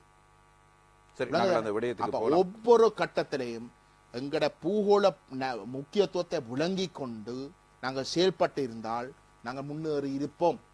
நாங்கள் சொல்ல வரை இல்லை ஒரு நாளையில வந்து தமிழ் தேசம் அங்கீகரிக்கப்பட்ட ஒரு சமஷ்டி தீர்வு கிடைக்க போகுது. ஆனால் நாங்கள் முன்னேறாமல் நாங்கள் தொடர்ந்தும் பின்னுக்கு போய் கொண்டிருக்கிறதுக்கான காரணம் எங்கட தமிழ் தலைமைத்துவம் வெறுமனே வேற தரப்புகளுக்கு ஒரு தாங்கள் விரும்பினதை எங்கட தலைமைத்துவம் செய்தே தவிர எங்கட மக்களோட நிலங்களை கொண்டு அந்த தரப்புகளோட பேரம் பேசுறதாக இல்லை. நீங்கள் சொன்னீங்க ஸ்ரீலங்கா தான் மிக முக்கியம் என்று. அதை ஏற்றுக்கொள்றேன். ஆனா ஸ்ரீலங்கால முக்கியத்துவத்தை விளங்கி கொண்டு தமிழ் அரசியலை வச்சுத்தான் பேரம் பேசினோம். பொருளாதார ரீதியாக வந்து ஸ்ரீலங்கா அரசாங்கத்துக்கு அழுத்தம் கொடுக்க இல்லாமல் இருக்கு. இந்திய அரசாங்கத்துக்கு அதனுடைய வர்த்தக நடவடிக்கைகள், அதற்கு அயலுறவு நடவடிக்கைகள் முக்கியமா, தமிழருடைய பிரச்சனை முக்கியமா? அவர்கள் எதற்கு முக்கியத்துவம் கொடுக்கிறார்? ஸ்ரீலங்கா அரசு தன்னுடைய எதிர்கால எதிரி போர் செய்யக்கூடிய அளவுக்கு வந்து தன்னை சுத்தி வளைச்சு கொண்டு இருக்கிற சீனா இலங்கைக்குள்ள வாரதை வந்து இந்தியா என்ன பார்த்து கொண்டா இருக்க போகுது? பார்த்து கொண்டே இருக்காது. நான் சொல்றேன், அதுக்காகத்தான் ஒரு ஆட்சி மாற்றத்தை தேவைப்பட்டது. அதுக்காகத்தான் அவர்கள் தீவிரமாக இறங்கி இந்த ஆட்சி மாற்றத்தை ஏற்படுத்தினது. ராஜபக்சவை துளைக்க ஓடம் என்றதுல வந்து இந்தியா மும்முரமாக நின்றது.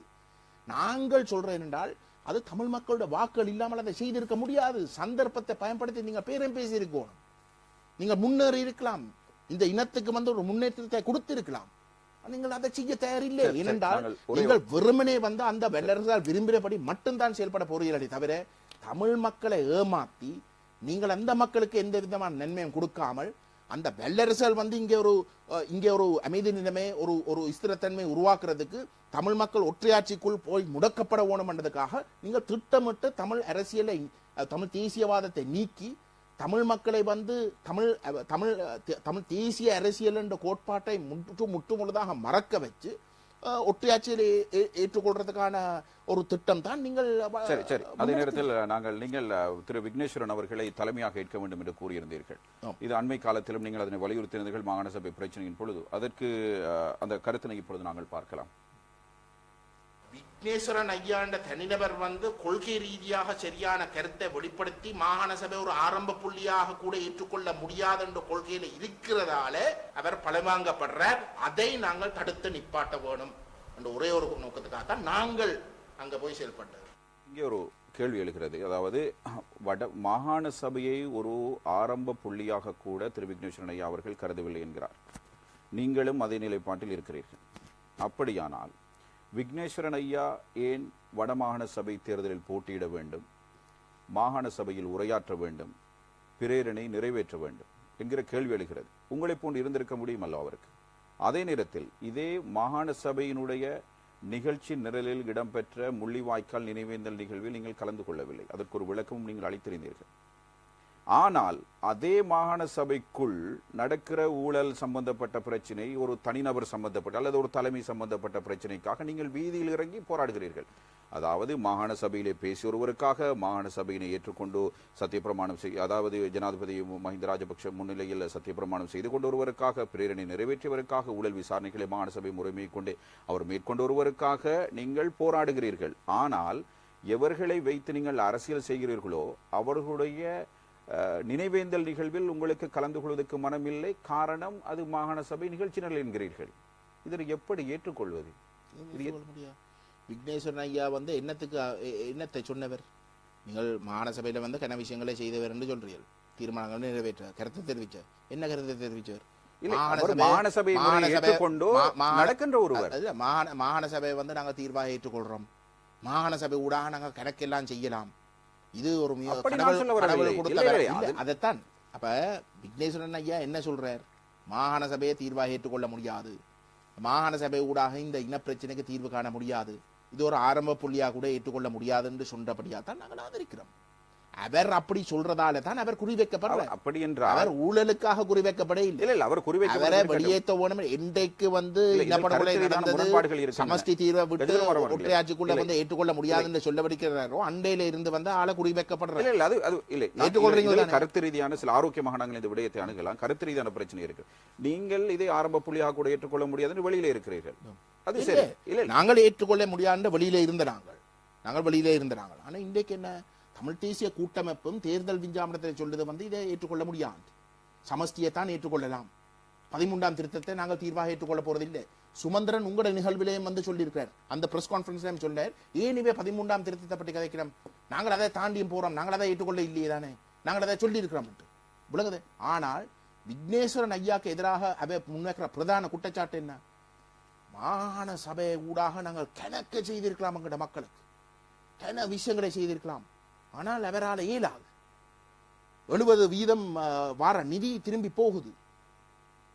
இப்படித்தான் சொல்லிடும். மாகாண சபை வந்து உங்களுக்கு கடவுள் கொடுத்த வரம். விக்னேஸ்வரன் என்ற தனிநபர் அதை சரியா கையாள முடியாதபடியால் எல்லாம் வந்து திருப்பி போகுது, இதுல பிரயோசனம் இல்லாமல் போகுது, இவராலே இயலாது என்று சொல்லினோம்.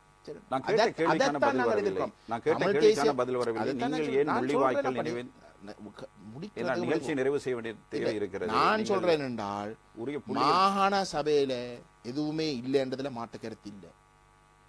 நாங்கள் அதை பகிஷ்கரிச்சது உண்மை, நாங்கள் கூட்டமைப்பும் அதை பகிஷ்கரிக்கணும் என்று சொன்னதும் உண்மை. கூட்டமைப்பு பகிஷ்கரிக்க இயலாண்டு சொன்னது, கூட்டமைப்பு அண்டைக்கு பகிஷ்கரிக்க இயலாண்டு சொன்னதுக்கான பிரதான காரணம் இபிடிபி போன்றவர்கள் அதை கைப்பற்று, இபிடிபி அரசாங்கத்தோட உண்டாக இயங்குது, இபிடிபி உலகத்துக்கு காட்டும் ஏதோ மாகாண சபையில கணக்கெல்லாம் இருக்கிறதாக காட்டி எங்கட அரசியல மாகாண சபைக்குள் முடக்கும்.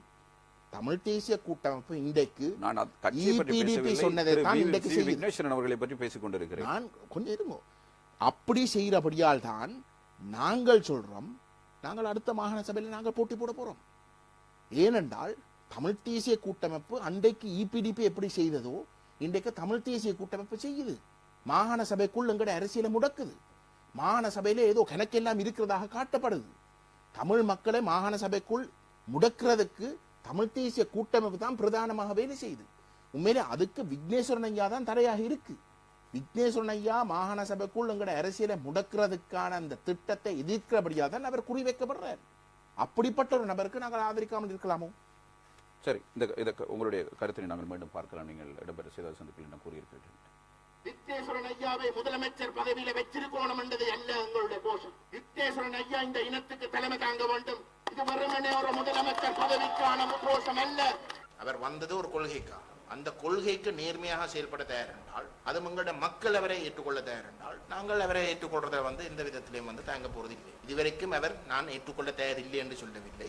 அந்த சொல்ற இடத்துல நாங்கள் அந்த நேரத்தில் அந்த முடிவுகளை எடுப்போம். இதுல முடிவு ஒன்றும் எடுக்கிறதுக்கு ஒன்றும் இல்லை. அதாவது நாங்கள் முக்கியமான ஒரு கட்டத்திலே இருக்கின்றோம். எங்களுடைய அரசியல் ரீதியான பிரச்சனைகளை தீர்க்கும் இந்த இடத்திலே நாங்கள் எந்த விதத்திலும் எங்களுக்குள்ளே இருக்கின்ற தனிப்பட்ட குரோதம், முரண்பாடுகளை முன்வைத்து பிரிந்து கொள்வது எங்களுக்கு தான் நட்பத்தை ஏற்படுத்தும். இப்பொழுது இந்த நிலையிலே இந்த சந்தர்ப்பத்திலே எந்தவித பிரிவினைக்கும் நாங்கள் இடம் கொடுக்கக்கூடாது. ஆரம்பத்தில் உங்கள்கிட்ட ஒரு கேள்வி கேட்டேன். நீங்கள் புரிவது முதிர்ச்சி அரசியலா பிழைப்பு அரசியலா என்று. அவர் முதிர்ச்சி அரசியலை வெளிப்படுத்துகின்றார். அதாவது அவர் கூட இப்பொழுது இது போன்ற நாங்கள் பிரிந்து நிற்கிறோம், தனித்து நிற்கிறோம் என்கிற கருத்துக்களை கூறி ஏனையவர்களுக்கு வாய்ப்புகளை ஏற்படுத்தி விடுத்த கூடாது என்பதில் தெளிவாக இருக்கிறார். ஆனால் நீங்கள் மாற்றுத் தலைமை வேண்டும் என்பதற்காகவும் அதற்காகவும் தமிழ் மக்களை ஒன்றிணைக்கின்ற நடவடிக்கையில் ஈடுபட்டு வருகின்றீர்கள். இப்பொழுது நீங்கள் கூறிய கூற்றை அவர் இப்போதைக்கு நிராகரித்திருக்கிறார். எதிர்காலத்தில் பார்க்கலாம் என்கிறார். ஆனால் நீங்கள் இப்போதை கூறுகிறீர்கள் ஒரு அரசியலமைப்பு விடயம் இடம்பெற்றுக் கொண்டிருக்கின்ற ஒரு சந்தர்ப்பத்தில் ஒரு தீர்வுக்கான ஒரு நடவடிக்கையில் இடம்பெற்றுக்கின்ற ஒரு சூழ்நிலையில் மாற்றுத் தலைமை வேண்டும் என்கிறீர்கள். இது உங்களுடைய தலைமை எவ்வாறு நீங்கள் இதனை வெளிப்படுத்துகிறீர்கள்? நீங்கள் ஒரு தலைவராக இதனை தமிழ் மக்களுடைய பிரச்சனை சாதாரண பிரச்சனை, நீங்களே குறிப்பிட்ட இனம் சார்ந்த பிரச்சனை என்று 70 ஆண்டுகளாக எதிர்ப்பு அரசியலை முன்னெடுத்து கண்டபலன் ஒன்றும் இல்லை. எப்பொழுதும் கீரை கிடைக்கும் எதிர்க்கடை வேண்டும் என்பார்கள். தமிழ் தேசிய கூட்டமைப்புக்கு ஒரு எதிர்க்கடை வேண்டும் என்பதற்காக எப்பொழுதுமே எதிர் அரசியல் செய்வது இலகுவான விடயம். அதனை நடைமுறைப்படுத்துகின்ற பொழுதுதான் அதில் பிரயோக ரீதியான பல்வேறு பிரச்சனைகள் எழுகின்றன. ஒரு விடயத்தை பெற்றுக்கொள்வது என்பதும் சவாலான விடயமாக மாறிவிடுகிறது. நீங்கள் இப்பொழுது நடந்து கொள்கிற விதம் அல்லது பேசுகின்ற கருத்துக்கள் அனைத்தும் பொருத்தமான சந்தர்ப்பத்தில் தான் பேசுகிறீர்களா? நிச்சயமாக விக்னேஸ்வரன் ஐயாவை நேற்று முந்த நாள் எழுத்து மூலமாக தெரிவித்திருக்கிறார். தன்னுடைய தேர்தல் விஞ்ஞாபனத்தை 2013 மாகாண சபை வடமாகாண சபை தேர்தல் விஞ்ஞாபனத்தை எழுதின அதே நபர்கள் தான் இன்றைக்கு அந்த கொள்கைக்கு நேர்மாறாக அரசாங்கத்தோடு ஒரு அரசியலமைப்பை தயாரித்து கொண்டிருக்கிறார்கள். இது விக்னேஸ்வரன் ஐயா சொன்ன கருத்து. விக்னேஸ்வரன் ஐயாண்ட கருத்தை சொல்லித்தானே நான் சொல்கிற யதார்த்தபூர்வமான ஒரு செயல்பாடாக கேட்கிறீர்கள். இது விக்னேஸ்வரன் ஐயா சொன்ன கருத்து. தமிழினம் இன்றைக்கு பச்சையாக ஏமாற்றப்பட்டு கொண்டிருக்கு. அப்படிப்பட்ட ஒரு இடத்துல தமிழினத்துக்கு இந்த விஷயங்களை அம்பலப்படுத்தி தமிழினத்துக்கு ஒரு விழிப்புணர்வை ஏற்படுத்தி தாங்கள் ஏமாற்றப்படாமல் தமிழ் அரசியல் அபிலாஷைகள் ஒற்றையாட்சிக்குள் முடக்கப்படாமல் அதை தடுத்து நிப்பாட்டுவது ஒரு நேர்மையான அரசியல் தலைமைத்துவத்தின் தேவை. அப்போ எங்களை பொறுத்தவரையிலே அந்த அந்த மிக முக்கியமான காலகட்டம் இப்போ அந்த அரசியலமைப்பு நிறைவேற்றப்பட்டதுக்கு பிற்பாடு எதிர்க்கிறதுல பிரயோசனம் இல்லை. அப்போ இன்றைக்குத்தான் அந்த காலம். விக்னேஸ்வரன் ஐயா அவர் தன்னுடைய அந்த கருத்தை மீள்பரிசீலனை செய்ய வேணும் என்று நாங்கள் விரும்புகிறோம். எங்களை பொறுத்தவரையிலே மிக முக்கியமாக தமிழ் மக்களும் அதைத்தான் விரும்புகின்றனர். சரி, அதனை மக்கள் தீர்மானித்துக் கொள்ளட்டும். நாங்கள் வெகு விரைவாக நிகழ்ச்சி நிறைவு செய்ய வேண்டியிருக்கிறது. 2-3 கேள்விகள் மாத்திரமே எஞ்சியிருக்கின்றன. வடமாகாண முதலமைச்சர் குறித்து தமிழரசு கட்சி முன்வைக்கின்ற குற்றச்சாட்டுகள் குறித்து நீங்கள் பேசுகின்றீர்கள். 70% நிதி திரும்பிச் செல்கிறது, மாகாண சபையினூடாக நிறைய செய்திருக்கலாம், ஒன்றுமே செய்யவில்லை என்ற கருத்துக்களை நீங்கள் கூறியிருந்தீர்கள். அவர்கள் கூறுவதாக சரி, இலங்கையில் இருக்கின்ற 8 மாகாண சபைகளிலும் இந்த விடயங்களை அமுல்படுத்தி அதன் ஊடாக மக்களுடைய வாழ்வாதாரத்தை, அபிவிருத்தி திட்டங்களை முன்னேற்ற கல்வி திட்டங்களை முன்னேற்ற முடியுமாக இருந்தால் ஏன் வடமாகாண சபையில் அது முடியாமல் போயிருக்கிறது என்கிற ஒரு கேள்வி எழுகுவது சாதாரணமான ஒன்று. ஏனைய மாகாண சபைகள் முறையாக இயங்கிக் கொண்டிருக்கின்றன. அதனூடாக பல்வேறு விடயம் ஏன் கிழக்கு மாகாண சபையில் கூட இடம்பெற்றுக் கொண்டிருக்கிறது. உதாரணத்துக்கு முள்ளிவாய்க்கால் நினைவேந்தல் நிகழ்வுக்கு வடமாகாண முதலமைச்சர் சி விக்னேஸ்வரன் அவர்கள் சென்றதை தவிர இறுதிக்கட்ட யுத்தம் இடம்பெற்ற பாதிக்கப்பட்ட இந்த முள்ளிவாய்க்கால் மக்களுக்கு அவர் என்ன செய்திருக்கிறார்? அவர் வீராவேசமாக பேசுவதோ, உணர்ச்சி மிகுந்த அரசியலை தமிழ் மக்களோடு காலகாலமாக எல்லோரும் பேசி வருகிறார்கள். இந்த உணர்ச்சி மிகுந்த பேச்சுக்களை மையமாக வைத்து மாத்திரம் அவருடைய ஒரு மாற்றுத் தலைமையாக அவரை கருத்தில் கொள்ள முடியுமா? ஒரு நிர்வாக திறனற்ற என்று அவர் மீது குற்றச்சாட்டப்படுகிறது. வினை திறனற்ற ஒரு மாகாணசபை முன்னெடுக்கிறார் என்று குற்றச்சாட்டப்பட்டது. 3 ஆண்டுகளுக்குள்ளேயே ஊழல் நடந்த ஒரு மாகாணசபை நிர்வகிப்பதற்கான ஒரு முதலமைச்சராக அவர் இருந்து வருகிறார் என்று குற்றச்சாட்டும் இருக்கிறது. ஊழல் நடந்தது, நடக்கவில்லை என்பது வேறு விடயம். எனவே இவ்வாறான பல்வேறு குற்றச்சாட்டுகள் இருக்கின்றன. இப்படி இருக்கும் பொழுது அவர் எப்படி மாற்றுத் தலைமையாக இருக்க முடியும்? பாதிக்கப்பட்ட மக்களுக்கு, அடிமட்ட மக்களுக்கு வேண்டாம், மேல்தட்டு அரசியல் வேண்டாம், தீர்வு பொதியெல்லாம் ஒரு பக்கம் வைப்போம். ஒரு மாகாண சபையினூடாக குறைந்தபட்சம் செய்யக்கூடிய பல விடயங்கள் இருக்கின்றன. எத்தனை பேர் விதவைகளாக இருக்கின்றார்கள்? அவர்களுடைய வாழ்வாதாரத்துக்காக, மறுவாழ்வுக்காக என்ன செய்யப்பட்டிருக்கிறது? அவர்களுடைய அடிப்படை தேவைகளுக்காக என்ன செய்யப்பட்டிருக்கிறது?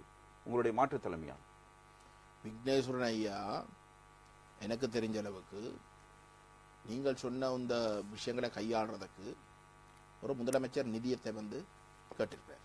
ஏனென்றால் ஏனைய மாகாணங்களிலும் அவ்வாறு நடைபெறுகிறது. முதலமைச்சர் நிதியத்தை ஏனைய மாகாணங்களில் வடக்கில் இருக்கிற பிரச்சனை இருக்கும். நீங்கள் சொன்ன அந்த பிரச்சனை, மக்களுக்கு இருக்கக்கூடிய பிரச்சனை அத்தனையும் நீங்க சொன்னீங்க. அந்த பிரச்சனை ஏனைய மாகாணங்களே இருக்கோ? அந்த பிரச்சனையில தீர்க்கிறதுக்கு ஸ்ரீலங்கா அரசாங்கம் அனுமதிக்குதோ? இல்ல. ஸ்ரீலங்கா அரசாங்கம் அதுக்கு அனுமதிக்கு இல்லை. ராஜபக்சம் செய்ய இல்லை, இந்த அரசாங்கம் செய்ய தயாரில்லை. இதற்காகத்தான் நிதி ஒதுக்கப்படுகிறது என்று இருக்கிறது. இதற்காகத்தான் நிதி ஒதுக்கப்பட்டு இந்த விடயத்தை மாத்திரம் தான் செய்ய வேண்டும் மாகாண சபை முறைமையினூடாக. மாகாண சபை ஏன் தெரிவு செய்யப்படுது? மக்கள் தெரிவு செய்யப்படுகிறோம். ஏன்? தங்கட பிரச்சனையை தீர்க்கிறதுக்கு. வடமாகாணத்தை பொறுத்தவரையில ஏனைய மாவட்டங்களோட நீங்கள் ஒப்பிட்டு பார்க்க இயலாது. வடமாகாணத்தில் இருக்கக்கூடிய பிரச்சனை வேறு. அந்த பிரச்சனைகள், அந்த மக்களுக்கு இருக்கக்கூடிய பிரச்சனையை தீர்க்கிறதுக்கு முதலமைச்சரும் அந்த மாகாண சபையும் முடிவெடுக்க அரசாங்கம் 7 ஆண்டு சொல்றதுக்கு எப்படி? அரசாங்கம் 7 ஆண்டு சொல்றபடியா தான் நிதி திரும்பி போகுது. அரசாங்கம் விரும்பினது மட்டும் இந்த மாகாண சபையில் செய்தால்தான் அந்த நிதி கொடுக்கப்படுது. அதுதான் யதார்த்தம். இதை தெரிஞ்சு விக்னேஸ்வரன் அவர்கள் இதை தெரிஞ்சு விக்னேஸ்வரன் அவர்கள் தனக்கென்று ஒரு நிதியத்தை உருவாக்கி வெளியில இருந்து புலம்பெயர்ந்த தமிழ் மக்களுடைய நிதியத்தை காசை அந்த நிதியத்துக்கு கொண்டு வந்து இந்த பிரச்சனை அழகிறதுக்கு ஒரு முயற்சி எடுக்க அதுக்கு ஸ்ரீலங்கா அரசாங்கம் இடம் கொடுக்குது இல்லை. இது அரசாங்கத்துடைய நிதி இல்லையாப்பா. இது சொந்த தமிழ் மக்கள், வெளியில இருக்கக்கூடிய மக்கள் கஷ்டப்பட்டு உழைச்சு போரால் பாதிக்கப்பட்ட மக்களுக்கும், போராளிகளுக்கும், முன்னாள் போராளிகளுக்கும், விதவைகளுக்கும், முழு பேருக்கும் ஏதோ ஒரு வகையில உதவி செய்யறதுக்கு ஒரு முயற்சி எடுக்க அது தடுக்கப்படுது அரசாங்கத்தால். இது அரசாங்கத்துடைய நிதி கேட்க இல்லை. மக்களுடைய பிரச்சனைகள் இருக்கிற ஒரு நிலையில அந்த முதலமைச்சர் செயல்பட தயாரில்லாத ஒரு இடத்தை முதலமைச்சர் அந்த மக்களுடைய நிலங்களை கருதி ஒரு முயற்சி எடுக்க அது தடுக்கப்படுது. அரசாங்கம் விரும்பினபடி ஏனைய மாவட்டங்களை போல இருக்கக்கூடிய முதலமைச்சர்கள் மேற்போட அரசாங்கம் விரும்பினபடி செயல்பட தயார் என்றால் அந்த நிதி கொடுக்கப்படும். நாளைக்கு சுமந்திரன் இல்லாட்டி மாவை சேனாதராஜா இல்லாட்டி CVK சிவஞானம் முதலமைச்சர் ஆகினார் என்றால் ஒரு பிரச்சனையும் இல்லை. அரசாங்கம் விரும்பினதே தாங்கள் செய்யலாம். முதலமைச்சரில் இருக்கிற பிரச்சனை காரணமாக மத்திய அரசு நிதி கொடுக்கவில்லை என்கிறீர்கள். மத்திய அரசு தான் விரும்பின நிதியை தான் விரும்பின திட்டங்களுக்கு மட்டும்தான் ஒதுக்கு. முதலமைச்சர் விக்னேஸ்வரன், மக்களால் தெரிவு செய்யப்பட்ட முதலமைச்சர் விக்னேஸ்வரன் விரும்பின எதுக்கும் அரசாங்கம் ஒத்துழைக்க தயாரில்லை. எங்கே முதலமைச்சர் விக்னேஸ்வரன் விரும்பினது அரசாங்கத்துக்கு ஒரு பிரச்சனை இல்லாமல் பார்க்கப்படுதோ அந்த இடத்துல மட்டும்தான் அந்த நிதி வழங்கப்படும். விக்னேஸ்வரன் அவர்களுக்காக முதலமைச்சர் விக்னேஸ்வரனோட ஏனைய அமைச்சர் மாதிரி இருந்திருக்கிறார். முதலமைச்சர் விக்னேஸ்வரனோட ஏனைய அமைச்சர் மாதிரி இருந்திருக்கிறார்.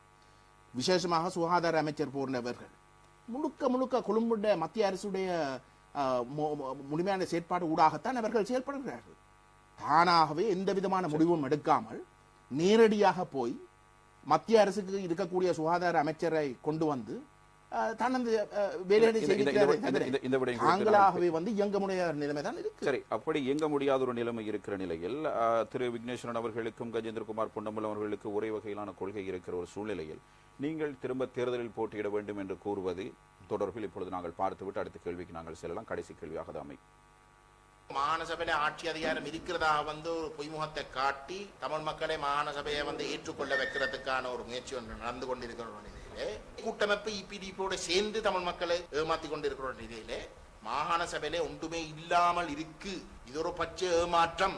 முதலமைச்சருடைய நிதியத்தை 2 வருஷத்துக்கு மேலே உருவாக்க முடியாமல் இருக்கு. இப்படிப்பட்ட ஒரு மாகாண சபையில தமிழ் மக்கள் நம்பி ஏமாறுறது படுமோசம். அதை அம்பலப்படுத்துவதற்கு வேற யாரும் அம்பலப்படுத்த போறதும் இல்லை என்றதுக்காக நாங்கள் சில வேளையில மாகாண சபையில எதிர்காலத்தில் போட்டியிட கூடும். உள்ளூராட்சியில போட்டிடுவோம். மாட்டு கருத்து இதில் ஏன் அம்பலப்படுத்துவதற்கு கஜேந்திரகுமார் பொன்னம்பலம் வர வேண்டும் என்கிற ஒரு கேள்வி எழுகிறது. வேறு யாரும் அதனை அம்பலப்படுத்த மாட்டார்கள் என்கிறீர்கள். இதுவரைக்கும் யாரும் அம்பலப்படுத்தி இருக்கிறோமோ? விக்னேஸ்வரன் அவர்களுடைய நிர்வாகத்தை பார்த்து அதில் இருக்கிற குறைபாடுகளை நீங்களே சுட்டி காட்டுகிறீர்கள். ஒரு கட்டத்தில் தேர்தலில் போட்டியிட மாட்டேனே என்று கூறியிருக்கிறீர்கள். ஆரம்ப புள்ளியாக கூட ஏற்றுக்கொள்ளாத நீங்கள் இதுவரையும் இந்த அரசியலமைப்பு குறித்தோ இந்த ஒற்றையாட்சி குறித்தோ முற்றுமுழுதாக நிராகரித்து பேசி நீங்கள் மீண்டும் மாகாண சபைக்கு போட்டியிடப் போவது என்பது உங்களுடைய கொள்கை சார்ந்த விடயத்தில் இறங்கிச் செல்கிறீர்கள் என்பதுதானே. மக்களுக்கு நீங்கள் வந்துதான் ஒரு மாகாண சபை முறைமையில் போட்டியிட்டு வந்துதான் அதை தெளிவுபடுத்த வேண்டும் என்ற தேவையில்லை. அப்படித்தான் தேவை இருக்கு. என்ன தேவை இருக்கு? நீங்கள் கூறுகின்ற விடயத்தை யார் செய்யணும் எனக்கு சொல்லுங்க. நீங்கள் கூறினீர்கள் வடமாகாண முதலமைச்சரை இதை கூறியிருப்பதாக கூறினீர்கள். குழம்பக்கூடாது. நான் கேட்கிற கேள்வி வேறு யார் செய்யணும்? வடமாகாண முதலமைச்சர் இது பற்றி குறிப்பிடவில்லை. வடமாகாண முதலமைச்சரை வந்து திட்டமிட்டு அவர் அனுபவ ரீதியாக இப்பொழுது கூறிக்கொண்டிருக்கிறார். வடமாகாண முதலமைச்சர் நாங்கள் சொல்ற இந்த கருத்தை சொல்றபடியால் அவர் திட்டமிட்டு குறிவைக்கப்படுறார். தமிழ் தேசிய கூட்டமைப்புல 30 கதைக்கவில்லை. மாகாண சபையில் நான் சொல்றேன் கேள்வியை நீங்கள் கேள்வியோடு தொடர்பட்டு பேசுங்கள். மாகாண சபை முறைமை அவர் அனுபவ ரீதியாக அனுபவிக்கிறார். என்னட்ட கேட்ட கேள்வி மாகாண சபைக்குள்ளே தேர்தல் கேட்பது உண்டு கொள்கையை விட்டு நீங்கள் விலகிறீங்கள். சொல்லவில்லை. சின்ன ஒரு தளர்வு போக்கு இல்லை, ஒன்றுமே இல்லை. நாங்கள் மிக தெளிவாக கூட ஏற்றுக்கொள்ளாத விடுங்களேன், பதில் சொல்றதுக்கு விடுங்க. நான் மிக தெளிவாக சொல்றேன், மாகாண சபையில எதுவுமே இல்லை. ஆனால் தமிழ் தேசிய கூட்டமைப்பு மாகாண சபைக்குள்ள ஒற்றையாட்சிக்குள்ள எங்கட அரசியலை முடக்கிறதுக்கு வேலை செய்யுது. இதை தாண்டியும் கொண்டு போகணும். வேற எவரும் செய்ய தயாரில்லை. விக்னேஸ்வரன் ஐயா மட்டும்தான் இன்றைக்கு செய்கிறார். அவர் குறிவைக்கப்படுறார். தமிழ் தேசிய கூட்டமைப்புல இருக்கக்கூடிய அனுபவத்தை எடுக்கிறது. நீங்க ஏன் அனுபவத்தை எடுக்க வரணும்? நீங்க மாகாண சபையில இருந்து ஒன்றுமே இல்லைன்னு சொல்றது நீங்க ஏன் வரணும்? இந்த பின் ஒரு 1.5 வருஷத்துல மாகாண சபை உங்களுடைய எதிர்கால தலைமை இப்பொழுது செய்வதை வைத்து உங்களுக்கு புரிந்து கொள்ள முடியும். அதை உடனே ஓரம் கட்டப்படுறார். அவரை பலப்படுத்துறதுக்கு நாங்கள் போகணும். இல்லை இல்லை, ஏன் சரி நீங்கள் ஓரம் கட்டப்பட மாட்டீர்களா? ஏன் ஓரம்? நாங்கள் தான் அமைப்பு. அந்த அமைப்புக்குள்ள விக்னேஸ்வரன் ஐயா ஓரம் கட்டப்படுறார். அதே கூட்டமைப்பு அமைப்புக்குள்ள அந்த கட்சிக்குள்ள அந்த அணிக்குள்ள விக்னேஸ்வரன் ஐயாண்ட நபர் சரியான நிலைப்பாடு எடுக்க ஓரம் கட்டப்படுறார். இது நாங்கள் தானே அமைப்பு. தமிழ் தேசிய மக்கள் முன்னணி அமைப்பு. விக்னேஸ்வரன் ஐயாண்ட தலைமையை ஏற்றுக்கொண்டார். ஒரு கூட்டாக கட்சியாக வந்து மக்களுக்கு தெளிவுபடுத்த போறீர்கள். சரி, நீங்கள் கட்சியாக வந்து ஸ்ரீலங்கா அரசாங்கத்துடைய நிகழ்ச்சி நிரல் தமிழ் மக்களுடைய நலன்களை கொண்டதல்ல. வெறுமனே ஒற்றையாட்சிக்குள் எங்களை முடக்கிறதுக்கு மட்டும்தான் அவர்கள் பார்க்கிறார்களே தவிர எங்கட அரசியல் அபிலாஷிகள் மக்கள் கொடுத்த ஆணையம் பிரகாரம் நாங்கள் செயல்படுவதை விரும்ப போறதில்லை. அப்படிப்பட்ட ஒரு இடத்தை எங்களை முடக்கிறார்கள். எனக்கு என்ற விஷயத்தை நாங்கள் தாண்டியும் கொண்டு போவோம். சரி சரி, உங்களுடைய பதில் விடலைத்தனமாக. அதே நேரத்தில் நேரம் 3 நிமிடங்கள் மாத்திரமே இருக்கிறது. நீங்கள் கூறுங்கள், கடந்த தேர்தல் உங்களுக்கு கிடைத்த வாக்கு 15,000. இந்த 15,000 வாக்கை வைத்து நீங்க அடுத்த தேர்தலில் மாகாண சபைக்காவது செல்வீர்களா? ஏன் நீங்கள் இப்ப நாங்கள் தேர்தலில் போட்டியிட்டு நாங்கள் தோற்றா நீங்கள் எங்களுக்கு கூட கவலைப்படுற மாதிரி இருக்கு. என்னது வளமையாக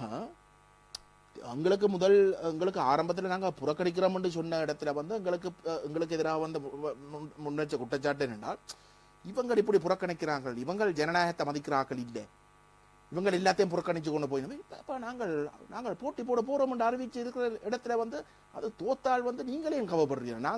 நாங்கள் கவலைப்படுறதுக்கு முதல் நாங்கள் போடுவோம். இல்லை, முதல் தேர்தல் 6000 பேசியிருக்கிறீர்கள். 2013 போட்டிட்டு இருந்தால் இது பிரச்சனையே கிடையாது. 2013 இடம்பெற்ற வடமாகாண சபை தேர்தல் போட்டியிட்டு இருக்கலாமே. நீங்கள் காலங்கடந்த ஞானத்தை வெளிப்படுத்துகிறீர்கள். இல்லை, அப்படி இல்லை. நாங்கள் கேட்டது தமிழ் தேசிய கூட்டமைப்பு இந்த புறக்கணிக்க வேணும். ஏனென்றால் கடந்த 20 வருஷத்துக்கு மேலாக தமிழ் தரப்பு மாகாண சபைக்குள் வந்து முடக்கப்படக்கூடாதுன்றதுக்காக புறக்கணிச்சு வந்தது. இந்த சம்பந்தன் ஐயா அக்டோபர் மாதம் 28ஆம் தேதி 87ஆம் ஆண்டு ராஜீவ் காந்திக்கு கடிதம் எழுதுறார். இந்த மாகாண சபை என்ற சட்டத்தை கொண்டு வராதீங்கோ, இது கொண்டு வராதீங்கோ, இதை தடுத்து நிப்பாட்டுங்கோ. சரி, ஏனென்றால் இது ஒரு ஆரம்ப புள்ளியாக கூட ஏற்றுக்கொள்ள முடியாது என்று சொன்ன சம்பந்தன் ஐயா இன்றைக்கு வந்து அந்த நிலையிலிருந்து தவறி அதுக்குள்ள கொண்டு போய் எங்கட அரசியல முடக்க பார்க்கிறார். இதே தாண்டியும் கொண்டு போறதுக்கு ஒரு தரப்பு தேவை. மாகாண சபை முறையை ஏற்றுக்கொண்டு சென்று அதை தாண்டி கொண்டு செல்ல போகிறீர்கள். மாகாண சபை முறையை ஏற்றுக்கொண்டோ தேர்தல் கேட்டு அதற்கு பிறகு அதை தாண்டிய நிலைக்கு அதனை கொண்டு செல்ல போகிறீர்கள். கட்டாயம் இது ஒரு தீர்வு அல்ல என்ற விடயத்தை நாங்கள் மிகவும் உறுதியாக இருந்தால்தான் இதை தாண்டியும் போகலாம். மற்றவே முழு பேரும் வந்து இந்த தீர்வை இந்த மாகாண சபையை வந்து தீர்வாக ஏற்றுக்கொள்ளினோம். சரி, தமிழ் அரசியலை வந்து மாகாண சபைக்குள்ள கொண்டு போய் முடக்க பார்க்கணும். விளங்கினோம். கடைசியாக நீங்கள் இந்த அரசியலமைப்பு விடயத்தின் பொழுது குறிப்பிட்ட கருத்துக்கள், அதே நேரத்தில் உங்களுடைய கருத்துக்கு பதில் கூற போய் சுமந்திரன் அவர்களுடைய கருத்தினை மையமாக வைத்து தென்னிலங்கையில் மேற்கொள்ளப்படுகின்ற அரசியல் கருத்துக்கள் எவ்வாறு இருந்தது என்பது நாங்கள் அந்த காணொலியூடாக காணக்கூடியதாக இருந்தது. நீங்கள் கூறுகின்ற கருத்துக்கள் ஒரு பக்கம் இருக்கட்டும். இந்த நிலையில் எனக்கு எந்த கருத்தையும் சேர்த்து தான் அதை முழுமையாக பார்க்கணும். இல்லை, அது முழுமையாக பார்க்கிறோம். இல்லை, அது உங்களுடைய கருத்து வேறையில் நான் இங்கே இப்பொழுது இருக்கிற பிரச்சனையை கூறுகிறேன். எனக்கு இப்பொழுது ஞாபகம் வருது 1956ஆம் ஆண்டு பண்டா செல்வா ஒப்பந்தம் கைச்சாத்திட்ட சந்தர்ப்பத்தில் திரு செல்வநாயகம் அவர்கள் யாழ்ப்பாணம் சென்ற பொழுது 56ஆம் ஆண்டு பண்டா செல்வா ஒப்பந்தம் மேற்கொள்ளப்பட்ட சந்தர்ப்பத்துக்கு பிறகு சமஷ்டி கோரிக்கையை கைவிட்டு விட்டார், இவர் காட்டிக் கொடுத்து விட்டார் என்று உங்களுடைய பாட்டனார் செல்வநாயகம் மீது ஒரு குற்றச்சாட்டினை முன்வைத்திருந்தார்.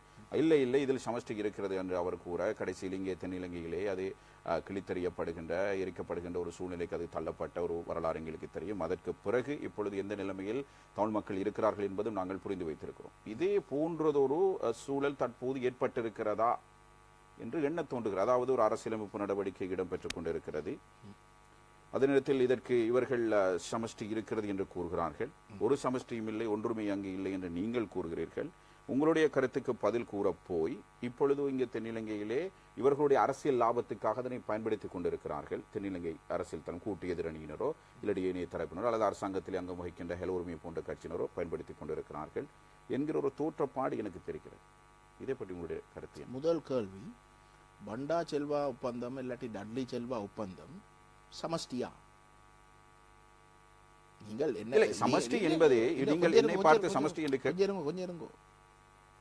உங்களோட குற்றச்சாட்டு என்னென்றால் ஜிஜி பொன்னம்பலம் பண்டா செல்வா ஒப்பந்தம் கைச்சாத்திடப்பட்ட பொழுது இவே சமஷ்டி என்று சொல்லி நம் மக்கள்கிட்ட, ஆனா இது சமஷ்டி இல்லை சரியானே என்ற குற்றச்சாட்டு, அது பிழையான குற்றச்சாட்டா? இல்லை, சமஷ்டி என்பதற்கு இத்தனை கிலோ வரையறை செய்ய முடியாது. நான் கேட்ட கேள்வி, நீங்கள் கேட்ட கேள்விக்கு பதில் கேள்வி. அது சமஷ்டியா? இல்லை, பண்டா செல்வா ஒப்பந்தம் சமஷ்டி அல்ல. செல்வநாயகம் சொல்கிறார் சமஷ்டி என்று. இல்ல, செல்வநாயகம் ஐயா கூட வந்து சமஷ்டி என்று சொல்ல இல்லை. எந்த ஒரு இடத்துல வந்து பண்டா செல்வா ஒப்பந்தத்தையோ டட்ரி செல்வா ஒப்பந்தத்தையோ சமஷ்டியாக செல்வநாயகம் ஐயா சொல்ல இல்லை. செல்வநாயகம் ஐயா சொன்னவர் என்னென்றால் படிப்படியாக போவோம் சரிண்ணே, அவர் ஏற்றுக்கொண்டவர் இது சமஷ்டி இல்லை. சமஷ்டி கொள்கையோடு இணைந்ததாக சமஷ்டியோடு இணைந்த ஒரு விடயத்தை தான் செல்வா ஐயா குறிப்பிட்டிருந்தார். செல்வநாயகம் ஐயா அந்த நேரத்தில் 57ஆம் ஆண்டு அந்த ஒப்பந்தம் நடைபெற்றிருந்த காலப்பகுதியில் வடபகுதிக்கு சென்ற ஒரு கருத்து இல்லை என்னென்றால் தமிழரசு கட்சி பெடரல் என்பதற்கு இதுதான் வடிவம் என்று ஒரு வரையை வழங்க முடியாது. ஒவ்வொரு நாட்டுக்கும் அரசியலமைப்பு சட்டம் தெரிஞ்சவர்களுக்கு நன்றாக தெரியும்.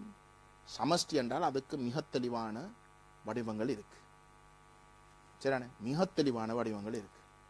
அந்த சமஷ்டிக்குள்ள பல விதமான சமஷ்டிகள் இருக்கு. ஆனா சமஷ்டி என்றால் எப்படி இருக்கும், அந்த அரசியல் கட்டமைப்பு எப்படி இருக்கும், பிரதான கட்டமைப்பு தான் வழங்கப்பட்ட அதிகாரங்கள் மத்தியினால் பெற்றுக்கொள்ள முடியாது. அது உண்டு, ஆனால் அது இல்லை. அது இருக்குத்தானே புதிய அரசியல்.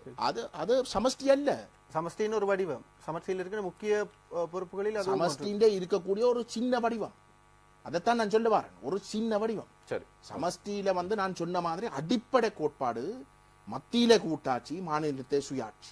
மத்தியில கூட கூட்டாட்சி என்று சொல்றது மாநிலங்கள்ல இருக்கக்கூடிய விசேஷமாக இனங்கள் பார்க்கின்ற பொழுது இனங்களுடைய நலங்கள் மத்தியிலேயும் பேணப்படுற வகையில, மத்தியிலே இருக்கக்கூடிய அதிகாரங்கள் கூட ஒரு இனத்தை பாதிக்கிற வகையில எந்த ஒரு அதிகாரம் ஒரு சட்டம் நிறைவேற்றப்பட முடியாத வகையில அந்த மத்தியிலேயும் பாதுகாப்புகள் வழங்கப்படுற ஒரு வகையில தான் சமஷ்டி வரணும் என்று தமிழ் தேசிய கூட்டமைப்பும் தமிழ் தேசிய மக்கள் முன்னேயும் தேர்தல் காலத்தில் சொல்றோம். சரி, நீங்கள் சொல்றது வந்து வெறுமனே சமஷ்டியின் ஒரு சின்ன ஒரு அங்கம்.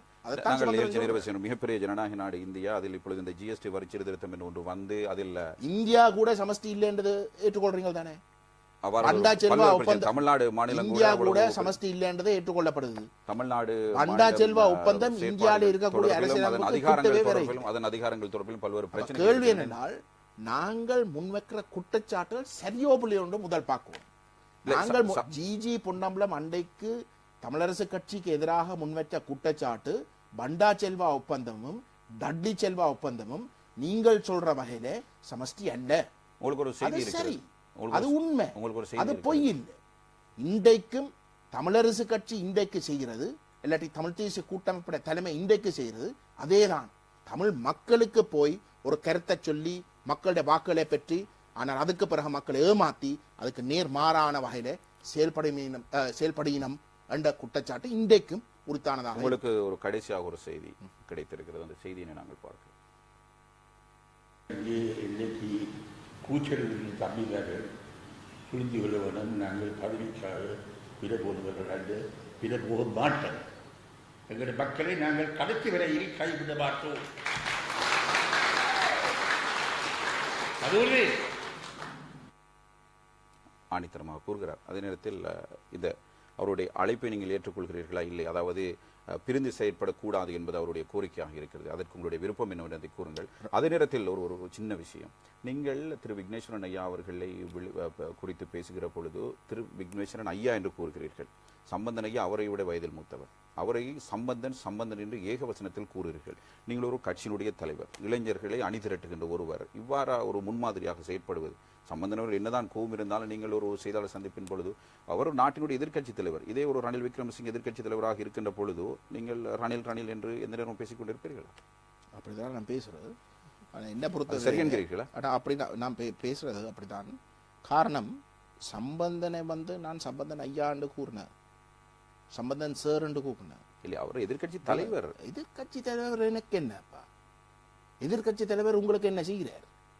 எதிர்க்கட்சி தலைவர் தமிழ் மக்களுடைய வாக்குகளை பற்றி அந்த மக்களுக்காக வேலை செய்கிறார். ஒற்றுமையை பற்றி சிங்கள தலைவர்கள் ஒன்றுமே செய்யவில்லை, நீங்கள் சார் என்று கூப்பிட மாட்டீர்கள். நான் சார் என்று கூப்பிடுறேன். என்ன பொறுத்தவரையில இந்த மக்களுக்கு துரோகம் செய்கிறவர்களை நான் மதிக்க தயாரில்லை. நான் அந்த முடிவை எடுத்து சிங்கள தலைவர்கள் எங்கட மக்களுக்கு தீமை. நான் ராஜபக்ச ஐயாண்டு கூப்பிட நீங்கள் கண்டிருக்கீங்களா? எப்ப என்றாலும் ஒரு இனப்படுகொலை செய்தவரை ராஜபக்ச ஐயாண்டு கூப்பிட்டு இருக்கிறத கண்டிருக்கிறேன். நாட்டினுடைய ஜனாதிபதி எப்படி விழித்து கூறுவீர்கள்? எனக்கு அவர் எனக்கு ஜனாதிபதி, அவர் எந்த இனத்துக்கு இனப்படுகொலை செய்தவர், எந்த இனத்துக்கு இனப்படுகொலை செய்தவர். நீங்க கேட்ட ஒரு கேள்விக்கு ஒற்றுமை முக்கியம். ஒற்றுமையாக நாங்கள் சம்பந்தன் தலைமையில சுடுகாட்டுக்கும் போகலாம்.